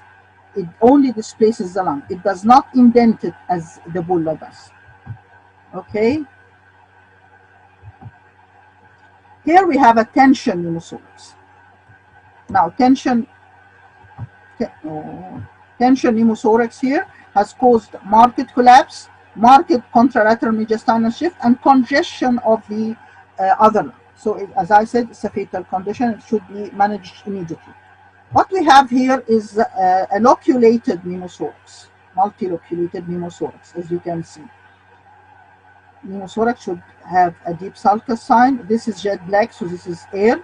Air should not be seen laterally. If there is air, it should be normally medially and inferiorly, not laterally and superiorly. If we see air in abnormal position, even from this scanogram, it suggests I have loculation. It's not free to go. What do we have here? We have a deep sulcus sign, a clear diaphragm sign, and in the same time we have veiling and we have capping. So we have actually a hydropneumothorax, air and fluid. We have bilateral here, loculated, multiloculated actually, because more than fluid level is seen. Bilateral multiloculated hydropneumothorax, and in this case we have intercostal tubes, so we will not consider the possibility of a bronchopleural fistula. As I said before, if we see a loculated hydropneumothorax related to an inflammatory lesion, okay, we have to consider a bronchopleural fistula, especially if there is no tube put. Here we have a bronchopleural fistula. There is marked pneumonia, complicated, and a loculated hydropneumothorax without a tube. This is a fistula, bronchopleural fistula.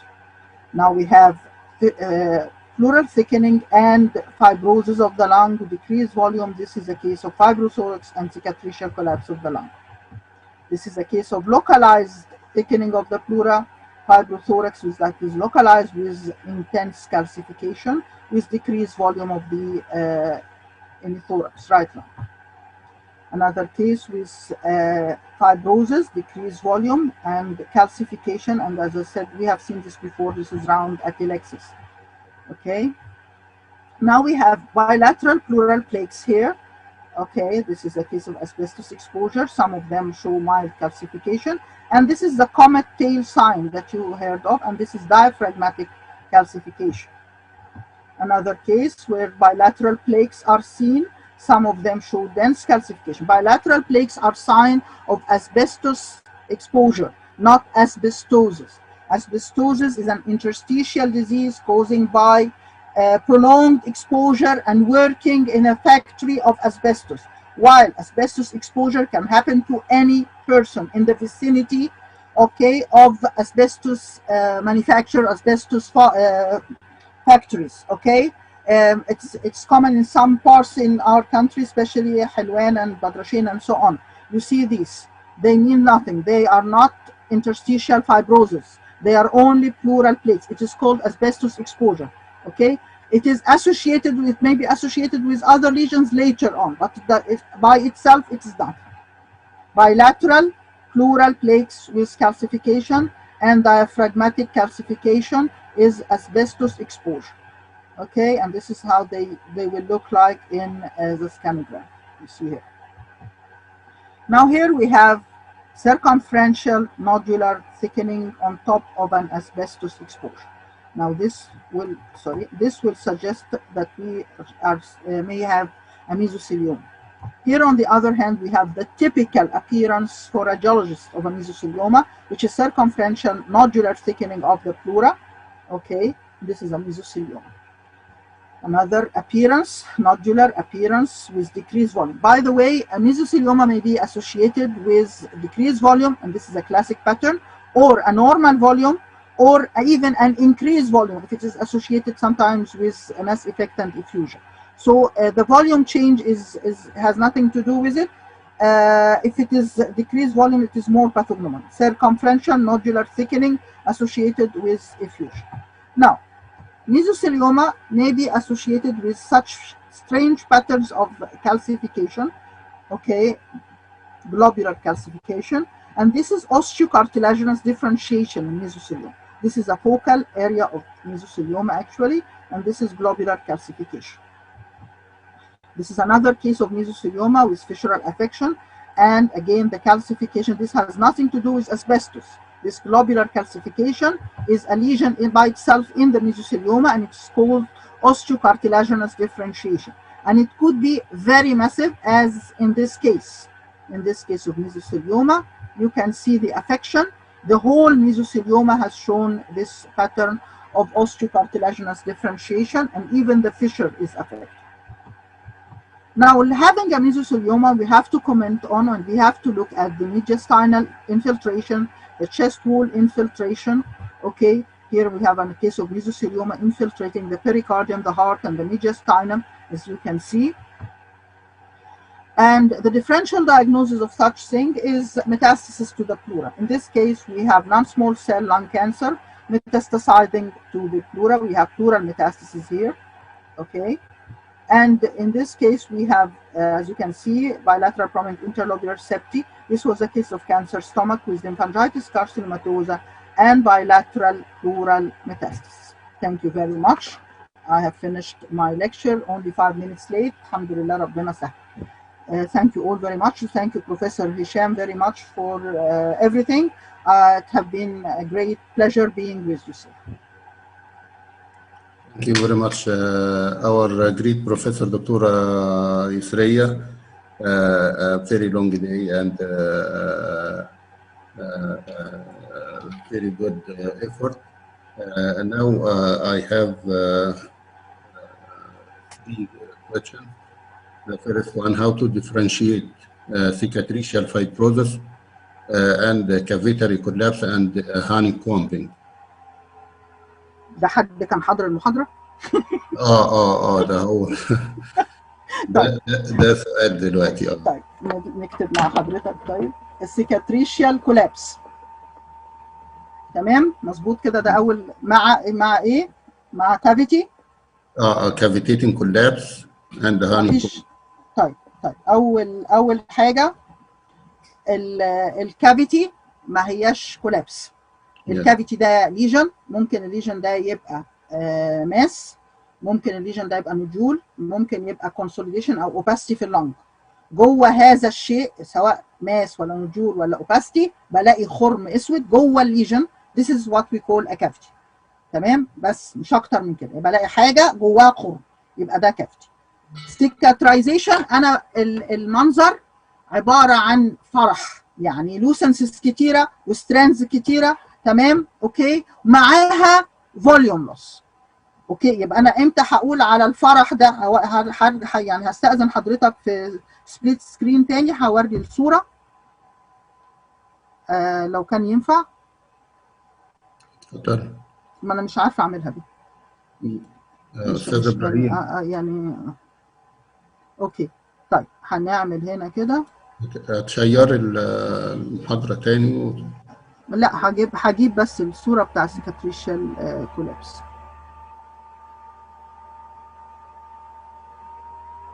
طيب اول عشان لقيناها في السكه بس اهو. ده الهاني كومب. ايه اللي بشوفه في الهاني كومبينج؟ لازم الاتي الشروط الاتيه عشان اقول ده هاني كومب.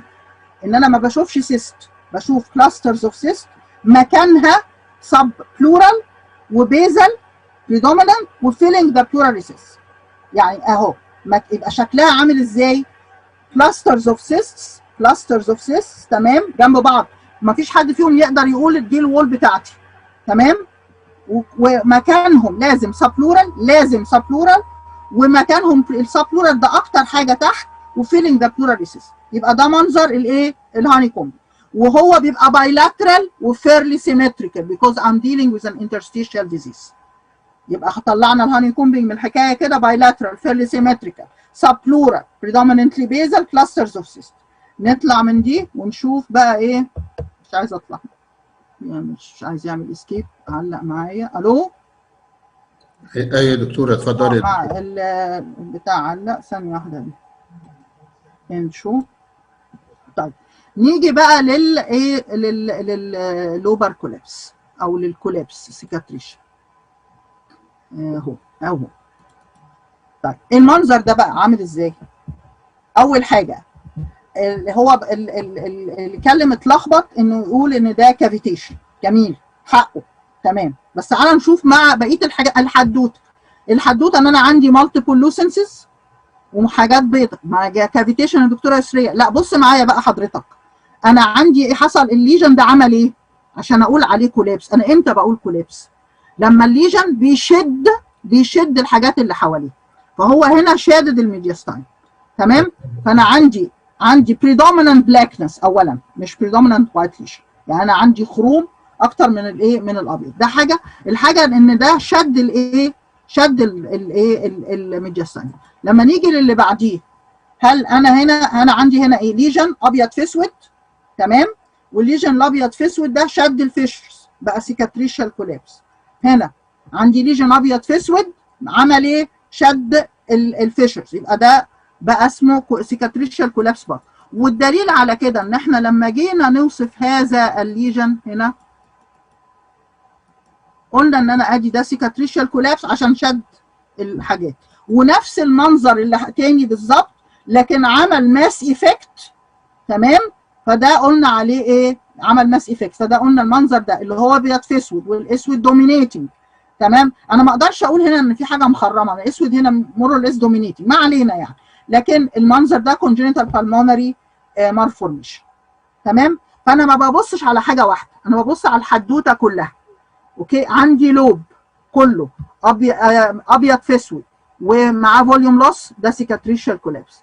عندي هنا معايا سعادتك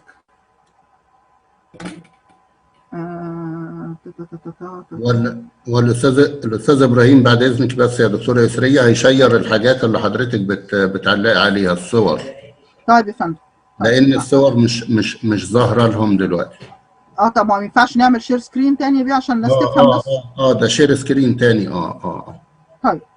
طيب هنا برضو ده كافيتي. ليه قلت ده كافيتي؟ انا عندي ليجن ده ماس، وجوه الليجن ده there is a hole. طيب احنا وصلنا للكافيتي. تمام كده حضرتك. لحظة واحدة. بدأ سوري. ادي الكافيتي خلاص. فاحنا كده عملنا ايه حضراتكم؟ احنا الكافيتي ليجن مخروم. عندي انا ما اعرفش بقى يعني، هقول من الاول كل اللي فات ده. ماشي. على يعني حاجه على قد السؤال بالظبط بس كده. طيب على قد السؤال بالظبط. ليجن فيه خرمه، ده كده المنظر بتاع الكافيتي. الليجن اللي هو حضراتكم فيه فوليوم لوس ولوب معاه فوليوم لوس، ده السيكاتريشال كولابس تمام. لو لقيت الليجن كلاسترز اوف سيستس كتيره جنب بعضها، مفيش ستراندز هنا خالص، ده سيست جنب سيست جنب سيست جنب سيست، ده الهاني كومبينج، they share the wall تمام. الكلاسترز اوف سيست اللي هي سب بلورال وبايلاترال وفيرلي سيمتريكال وبريدوميننتلي بيزل وفيلينج ذا بلورال ريسيس، ده الهاني كومب بس منتهى البساطه. يبقى كافيتي في ليجن ده كافيتي، loss of volume ده السيكاتريشال كولابس، بايلاترال فيرلي سيمتريكال سب بلورال بريدوميننتلي بيزل، ده الهاني كومب. تمام يا فندم؟ طب دكتوره يسريه، طيب انا هستاذن حضرتك بس تشير السكرين عشان طيب انا اعمل ايه؟ انا فاتحاها مش عارفه اعمل ايه. طيب انا يعني المفروض اتك على حاجه عندي؟ في سؤالين تانيين. زي ما حضرتك شير سكرين. انا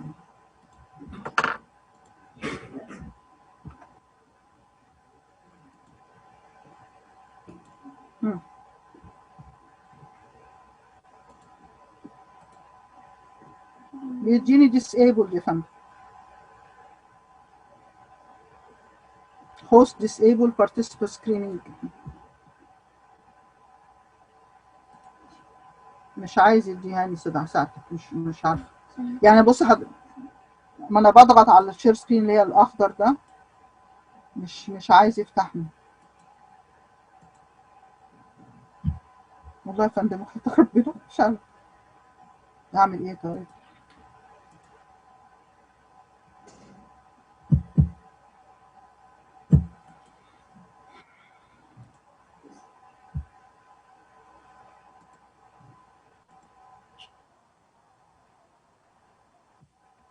الباوربوينت مفتوح ورا الصورة اللي قدامي، ورا دلوقتي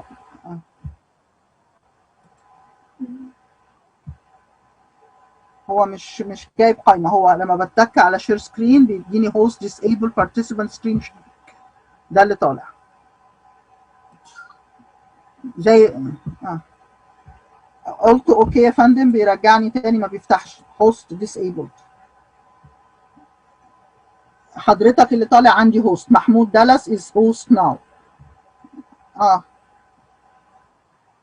هشام الدكتور هشام الشيخ هوست، انا ديسيبل يا فندم ام نوت ا هوست. هو ما بيفتحش عندي يا حبيبي والله، والله عمال اجرب يعني، انا عمال اجرب ساعتك مش فاتحني انا يعني شير سكرين بيقول لي ديسيبل. حضرتك هوست وبعدين دكتور هشام هوست ام نوت ا هوست. لسه هوست ديسيبل بارتيسيبانت سكرين شيرنج يا فندم لسه. هصورها لك يا ابني وابعتها لك لحظة واحدة.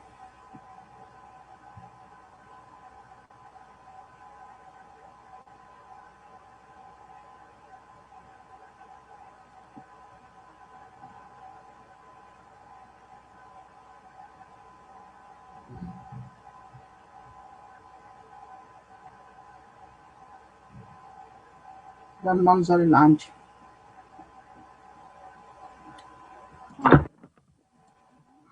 طيب اوكي كده جاب ابتدى يظهر عندي تمام كده انا اوكي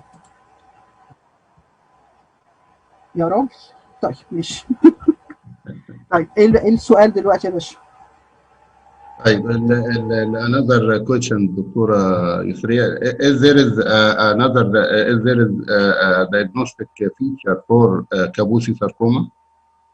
اللي انا قلتهم يا فندم هجيبها لحضرتك تاني، هو اللي انا قلته ده بالظبط هي الدايجنوستيك فيتشر بتاع الكابوزي. بس اهم حاجه في الكابوزي ان حضرتك تكونسيدر في الدايجنوز من الاول، يعني لازم ابقى في حته انديميك او عيان اميون كومبرومايزد ماركلي عنده ايدز وات ايفر. لحظه واحده سعادتك اهي الفايندنجز اللي described في الحاله دي are typical of كابوس. نمره واحد الirregular large nodules دول بيتسموا flame shaped nodules. This is number one. Number two, some of the lesions will have ground-glass opacification surrounding them. Number three, some nodules are lying on the fissure. اوكي زي ما حضراتكم شايفين هنا. Or have pleural base. نمبر 4 اللي موجود حضرتك ان الايه في prominent bronchocentric interstitial اللي هي الحاجات اللي ايه البرونكس والارتري اللي جنبهم شكلهم prominent. فتاني الفليم شيبت اولا bilateral lesion flame shaped large relatively large nodules. Some of the nodules are pleural based that are related to the fissure and the pleural periphery. اخر حاجه ان في prominent bronchocentric interstitial. فين افكر في ده فين؟ يعني لو شفت ده في حته ما هي مش في دماغي او ما فيهاش كابوزي تمام، ده شكلها حاجه انفلاماتري بس هقلق تمام. لو انا بتعامل في حتى انديميك في يعني الكابوزي ده بيبقى فيه سبوراديك كيسز وانديميك كيسز وابيديميك وهيصه كده. الانديميك ارياز زي سنترال وايسترن افريكا تمام، ده انديميك كيسز اوكي. عيان بيجي برضه للعيانين الترانسبلانتيشن ده الياتروجينيك تايب. يبقى لو انا عارفه ان عيان ترانسبلانتيشن this is one of the complications اللي هقلق منها المنظر ده. عيان جاي من انديميك اريا، عيان باميون كومبرومايز سبيشالي لو ايدز او عنده هيربس انفكشن والكلام ده. فده العيان اللي هحط في دماغي ان إيه لازم ابقى قلقانه من this possibility مع التيبيكال 4 حاجات اللي احنا قلناهم دول: bilaterality, flame shape, pleural base, ground glass opacification and prominent interlobular interstitial. كده 5. Okay, the third question دكتورة يسرية is there is a definite signs to differentiate sub-acute hypersensitivity pneumonitis from COVID-19 on a radiological basis alone؟ نقول كمان لحظه واحده فهمت.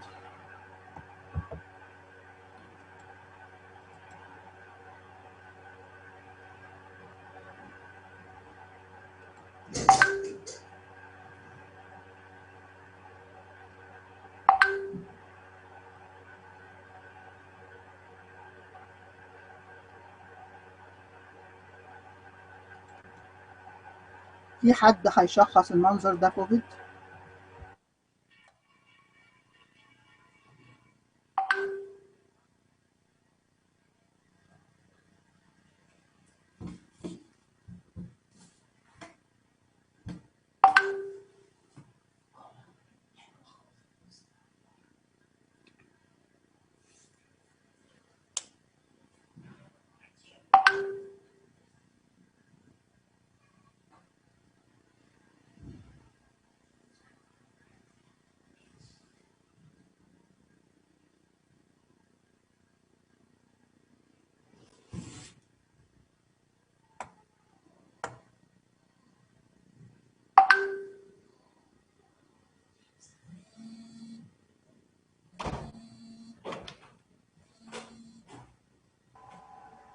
الو. ايوه يا دكتوره يسريه اتفضلي. وصلنا لفين يا فندم قبل ما يقطع؟ حاضر يا حبيبي. disable تاني.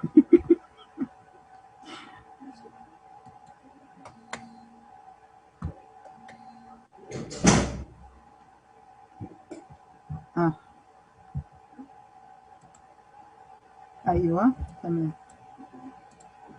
اوكي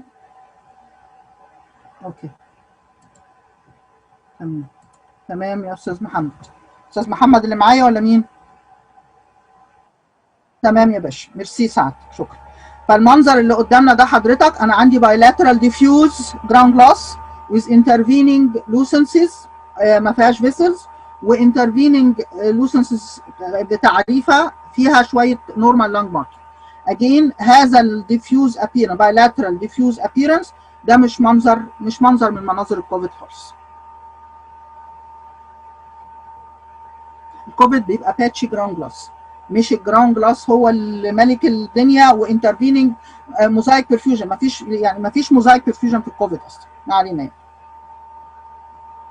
الكوفيد بشخصه ازاي؟ الكوفيد اي منظر قدامي، اي منظر بشوفه في السي تي، البوسيبيليتي ان ده انفكشن، بغض النظر بقى عن الكلام اللي كان بيتقال اول تيبيكال واتيبيكال بقى، اي منظر ممكن يبقى انفكشن اي كونسيدر كوفيد. بمعنى البريفرال كلاسيك بريفرال ليجنز بتاع جراوند جلاس والكونسوليديشن وبتاع، او الباتشي areas of consolidation او patchy area of ground glass، او موزايكو باتشي وبريفرال. لكن ان انا عندي diffuse ground glass بهذا المنظر وintervening hypo perfusion areas، this is not a pattern of cough، لانه مش pattern of inflammation اصلا. تمام؟ Okay, Dr. Isri, and a third question: how to differentiate asbestos exposure from osteochondrogenic mesothelioma? I am just اللي حوالي حضرتك برضه هو ايه بمنتهى البساطه، هي الحاجات فيها شبه، بس يعني ببقى very precise وانا ببص منتهى. انا فصلت انا فصلت تاني مش عارفه ليه. اوكي I think I'm back.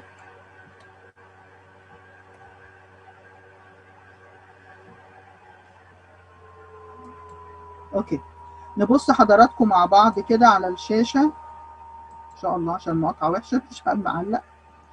اوكي let us go to the pleura. نبص على الايه الاسبستوس.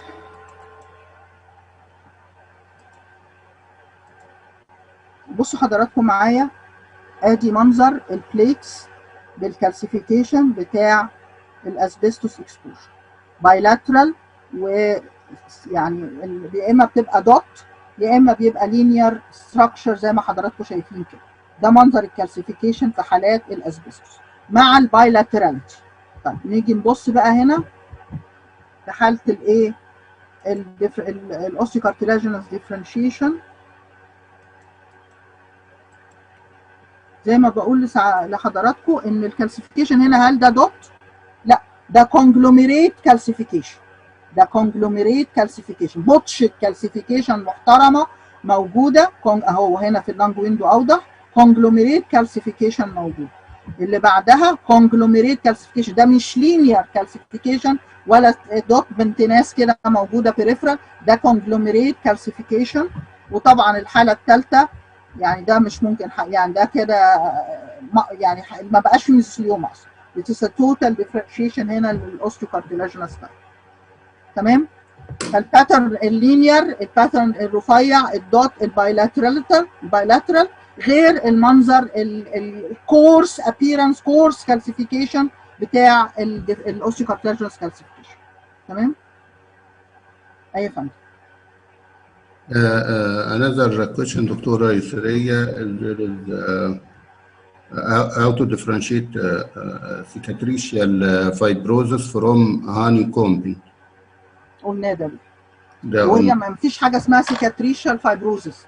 يعني هي سيكاتريشال معناها فايبروزس، هي سيكاتريشال كولابس. تمام؟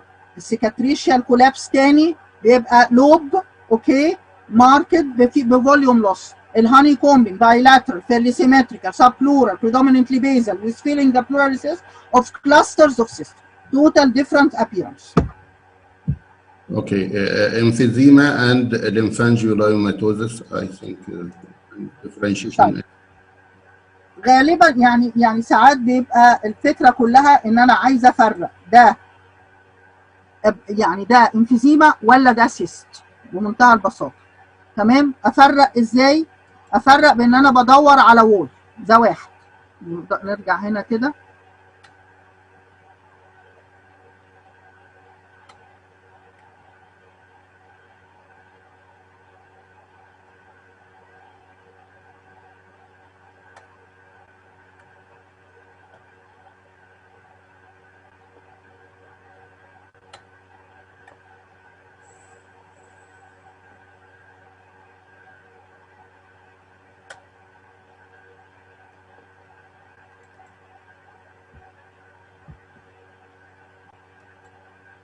المنظر هنا زي ما حضراتكم شايفين خروم سوداء وupper lobar predominance.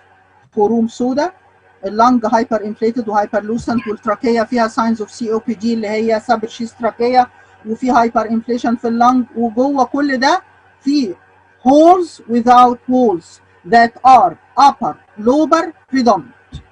تمام؟ طيب امال الثانيه بقى عباره عن ايه؟ الثانيه عباره عن cysts اللي هي ايه بالظبط يعني؟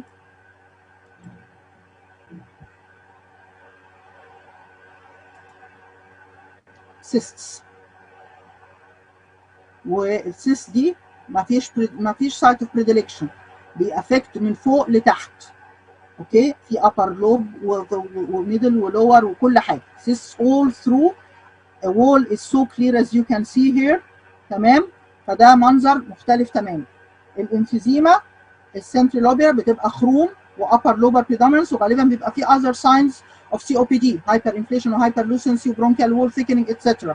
هنا مفيش سايت اوف بريديلكشن الناحيتين. in addition وده حاجه مهمه جدا I'm dealing غالبا most of the time يعني more than حاجه 90% with a female in the childbearing period. يعني اللام is classically affect females in the childbearing period. دي برضو دي important ده. يبقى اللام بيبقى الوول اهو واضح بتاع السيستات، وهذه السيستات بتبقى all through the lungs in a female with a childbearing period. وستيل برضو من باب الانصاف sometimes ساعات بيبقى لو يعني الكواليتي بتاع السي تي ما هوش كويس قوي sometimes it is difficult to differentiate. So I stick to all the points. بدور على distribution. لو لقيت الليجن اللي انا بتعامل معاه upper lobar predominance يبقى انا في سكه الانفيزيما. لو الليجن ديفيوز يبقى انا في سكه ان انا مش متاكده من الوول بس الليجن ده ديفيوز وابر ولور وبنفس الدنسيتي وبنفس الانتنسيتي ويبقى انا بتكلم على لام. زي ما بقول لحضراتكم عشان افرق حاجه من حاجه ما ببصش على نقطه واحده، ببص على الحدوته على بعضها. انا ده له وول، طب انا مش متاكده ان في وول، طب في ديستريبيوشن وفي جندر بريفرنس، كل ده بيتحط مع بعض. Another, I think this is an easy question. How can identify a central mass in totally collapsed lung? طيب بالسي تي ولا بلين اكس راي؟ بالبلين اكس راي مش هشوف. يعني الا بقى لو واحد مكشوف عنه الحجاب وبينه وبين ربنا عمار وحاسس بقلبه ان في ليجن جوه. بالستي بمنتهى البساطه، بمنتهى البساطه الماس ده هيبقى ديماركيتد من اللي حواليه، يعني هو هيبان لوحده كده، هيبقى ديماركيتد من اللي حواليه ان في جوه الوسعايه دي في انذر ليجن. لو مش باين، وده بيحصل بقى في السنترال ماس مع كولابسد، اللي هو لو ده اللي هو يقصده يعني لو انا عندي برونكوجينيك كارسينوما وجنبها كونسوليديشن او كولابس في اللنج، لو ده السؤال المقصود. ده طبعا central bronchogenic carcinoma is a mediastinal lesion by the way, it is not a lung lesion. بالمناسبة هي بتعمل lung changes. طيب نيجي بقى انا هفرق ازاي؟ مش هفرق بمنتهى البساطة. plain x-ray I will not be able to differentiate. السي تي في بيقول لحضرتك ادي مش عارفة كام امبول صبغة، فلما تدي كام امبول صبغة الليجن هيبقى enhanced واللي حواليه مش هينهانس. الكلام ده كلام غالبا ما بيفرقش، يعني actually speaking مش هيبان. طيب ايه تاني ممكن بايه بقى نفرق؟ ممكن نعمل بيت، ده هيفرق. ممكن نعمل حاجات فانكشنال ايمجنج، نعمل ديفيوجن ار، ده هيفرق وهيبين الانفلتريشن. خلاص، يبقى بالموداليتيز العاديه اللي هي السي تي العادي حتى بالصبغه والبلين اكس راي انا مش هفرق. عشان افرق سنترال ماس عامل اوبستراكشن ونتيجه لهذا الاوبستراكشن في كونسوليديشن في لانج كولابس او كونسوليديتد او وات ايفر لانج لازقه في هذا الماس، الحل الوحيد ان اعمل يا بيت سي تي يا اعمل ديفيوجن ايمج. Another question: how to suspect atypical infection on I think this an X-ray or CT atypical infection. طيب هوريكم حضرتك، هرجع لحاله هنا كده وهقول لحضرتك امتى consider atypical. Let us see here.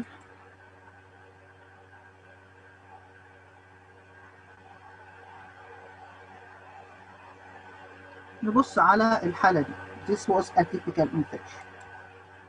يعني ايه atypical؟ يعني not typical. طب ايه هو التيبيكال؟ هو ايه اللي انا بشوفه في الانفكشن؟ بشوف ممكن لو هي جايه باي بلاد بورن بشوف نوديولز وكافيتيتنج نوديولز. لو هي جايه ثرو ذا اير بشوف الباتشز بتاع البرونكو نيمونيا اللي هي شفناها في كذا حاله وريناها. طيب لما الاقي منظر زي ده كده، يعني بصوا حضراتكم على الصوره اللي على الشمال، بصوا الكافيتي شكلها عامل ازاي. بصوا على الليجن في اللنج الشمال في الصوره اللي فوق، ايه المنظر ده؟ بيزار ابيرنسز كده، وكافيتي شكلها غريب وليجن شكلها غريب. ده المنظر اللي بيسجست ان ده انا بتعامل مع حاجه اتيبيكال انفكشن. تمام، يبقى ايه ما هياش نودجوله بنت ناس، ولا هي كافيتيتنج نودجوله بنت ناس، ولا هي باتشي اوباستي عاديه، لا ده منظر كافيتي شكلها غريب. ومنظر ممكن الاقي كمان الريفيرس هيلو ساين، ده برضو اتس نوت تيبيكالي، يعني ده لو بصيتوا هنا على اللنج الشمال هتلاقوا حاجه ممكن تبقى ريفيرس هيلو، يعني دنسيتي اعلى من بره وجوه ريلاتيف جراند جلاس. الكافيتيشنز شكلها كومبلكس على الناحيه اليمين في الصوره الفوقانيه. فكل ده مش منظر تيبيكال. المنظر التيبيكال الطبيعي الاقي نوديولز او كافيتيتنج نوديولز لو هي بلاد بورن انفكشن، او الاقي باتشي برونكو نيمونيا سنترال واير برونكوجرام والكلام ده لو هي ايربون. لكن الاقي كومبلكس كافيتيشن وريفيرست هيلو والاقي نوديول شكلها irregular وبيزار، كل ده مع ان انا هفكر في ان ده اتيبيكال انفكشن. اتيبيكال انفكشن ده افكر في ايه بقى؟ والله العيان غالبا بيبقى اميونو كومبرومايز واي اور انذر، بياخد كورتيزون، عنده سكر جامد مش كنترول، العيان لسبب او لاخر عامل ترانسبلانتيشن وات ايفر. كل هذه الحاجات رينال فيلير، الكلام ده كله، كل الحاجات دي هتخليني اكونسيدر ان ده اتيبيكال. يعني ايه اتيبيكال؟ يعني كوزد باورجانيزم مش العادي اللي بنتعامل معاه، مش نيمو والكلام ده، مش بتاع، بنتعامل مع فانجس، بنتعامل مع فيرال، بنتعامل مع وات ايفر، كل ده كونسيدرد اتيبيكال. او بعض انواع البكتيريا اللي ما هياش الستاف والستريبتو والنيمو، اوكي، دول برضو بيدوني اشكال من الانفكشن شكلها غريب. بس يعني ديبيندز على شكل الليجن والعيان نفسه. العيان اميونو كومبرومايز باي واي اور اذر، رينال، كاردياك، كورتيزون، diabetes, transplantation, whatever. The last question, Dr. Yusriya, how to differentiate between cavitating bronchogenic carcinoma and mycetoma fungal infection? اوكي. المايسيتوما اصلا بتيجي مش يعني بتيجي فين؟ نبص كده حضرتك هنا ده كده ايه؟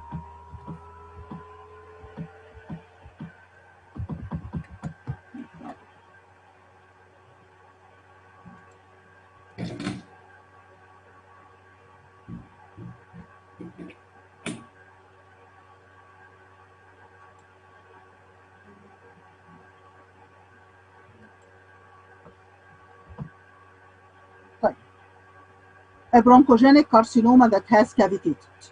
ايه اللي اتوقعه وايه المنظر اللي هشوفه؟ زي ما حضراتكم شايفين هنا هلاقي eccentric lumen بفلويد ليفل جميل، او من غير فلويد ليفل توتال lumen ماشي، ونون يونيفورم وول، الوول irregular ونون يونيفورم.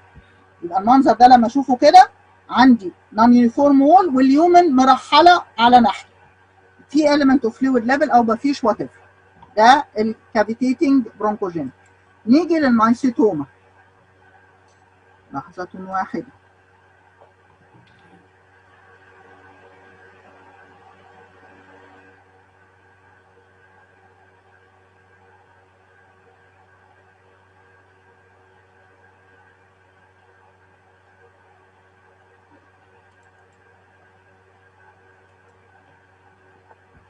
نبص حضرتك هنا على الليجن اهو في مايسيتوما.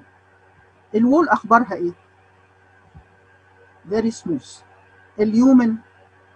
اليومن سنترال وكريسنت شيبت، عامله زي الهلال، عامله زي المينيسكس. يبقى اليومن الاسود اللي عندي مينيسكال شيبت او كريسنت شيبت. سبب هذا الكريسنت شيبت ان في فيلينج ديفكت انسايد. تمام؟ هنبص برضو على منظر تاني حالا دلوقتي. يبقى انا عندي اهو سموث اوتلاين، تمام، و crescent shaped lumen وفيري يونيفورم. الوول الجزء اللي شايفينه از فيري يونيفورم. ده منظر المايستوما. المايستوما باي ذا واي ممكن تكون موجوده في اي كرونيك كافيتي، يعني ممكن تكون موجوده في كافيتي بتاع التي بي، ده اكتر حاجه بنشوفها، ممكن تكون موجوده في سيستيك فايبروزس، ممكن تكون موجوده مع ساركويد، ممكن تكون موجوده مع ماركت برونكايكتاتيك تشينجز. بس الشكل كلاسيكالي زي ما حضراتكم شايفين، الوول بنت ناس، الحته اللي احنا شايفينها، والاسود على شكل هلال. طيب هنبص على بلين اكس راي. لحظة واحدة.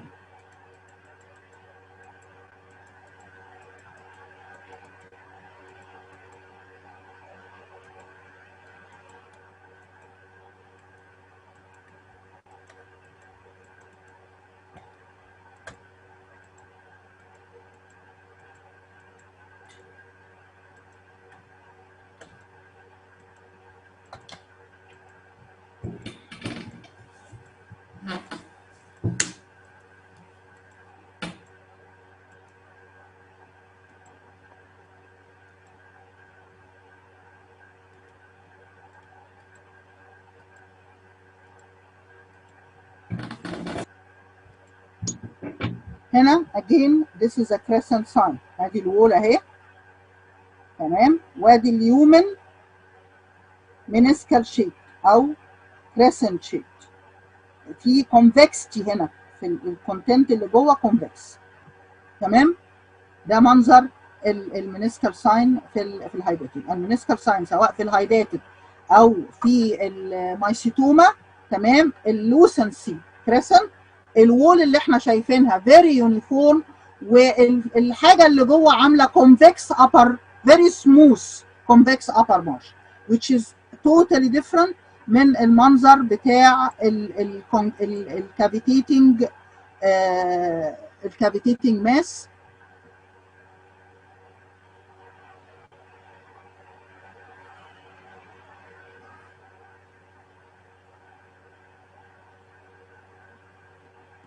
لما نبص كأن دي بلين اكس راي، ادي اماس وادي الكافيتي اللي جوه.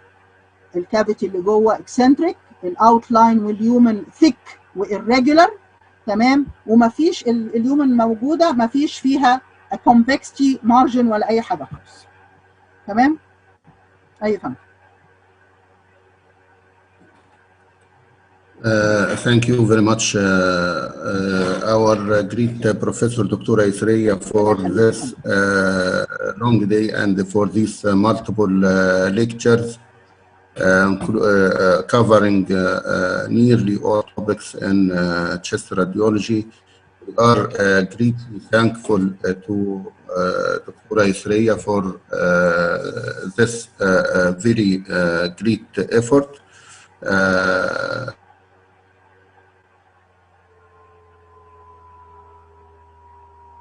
With another session of musculoskeletal imaging. Thank you for all. Assalamu alaikum wa rahmatullahi wa barakatuh.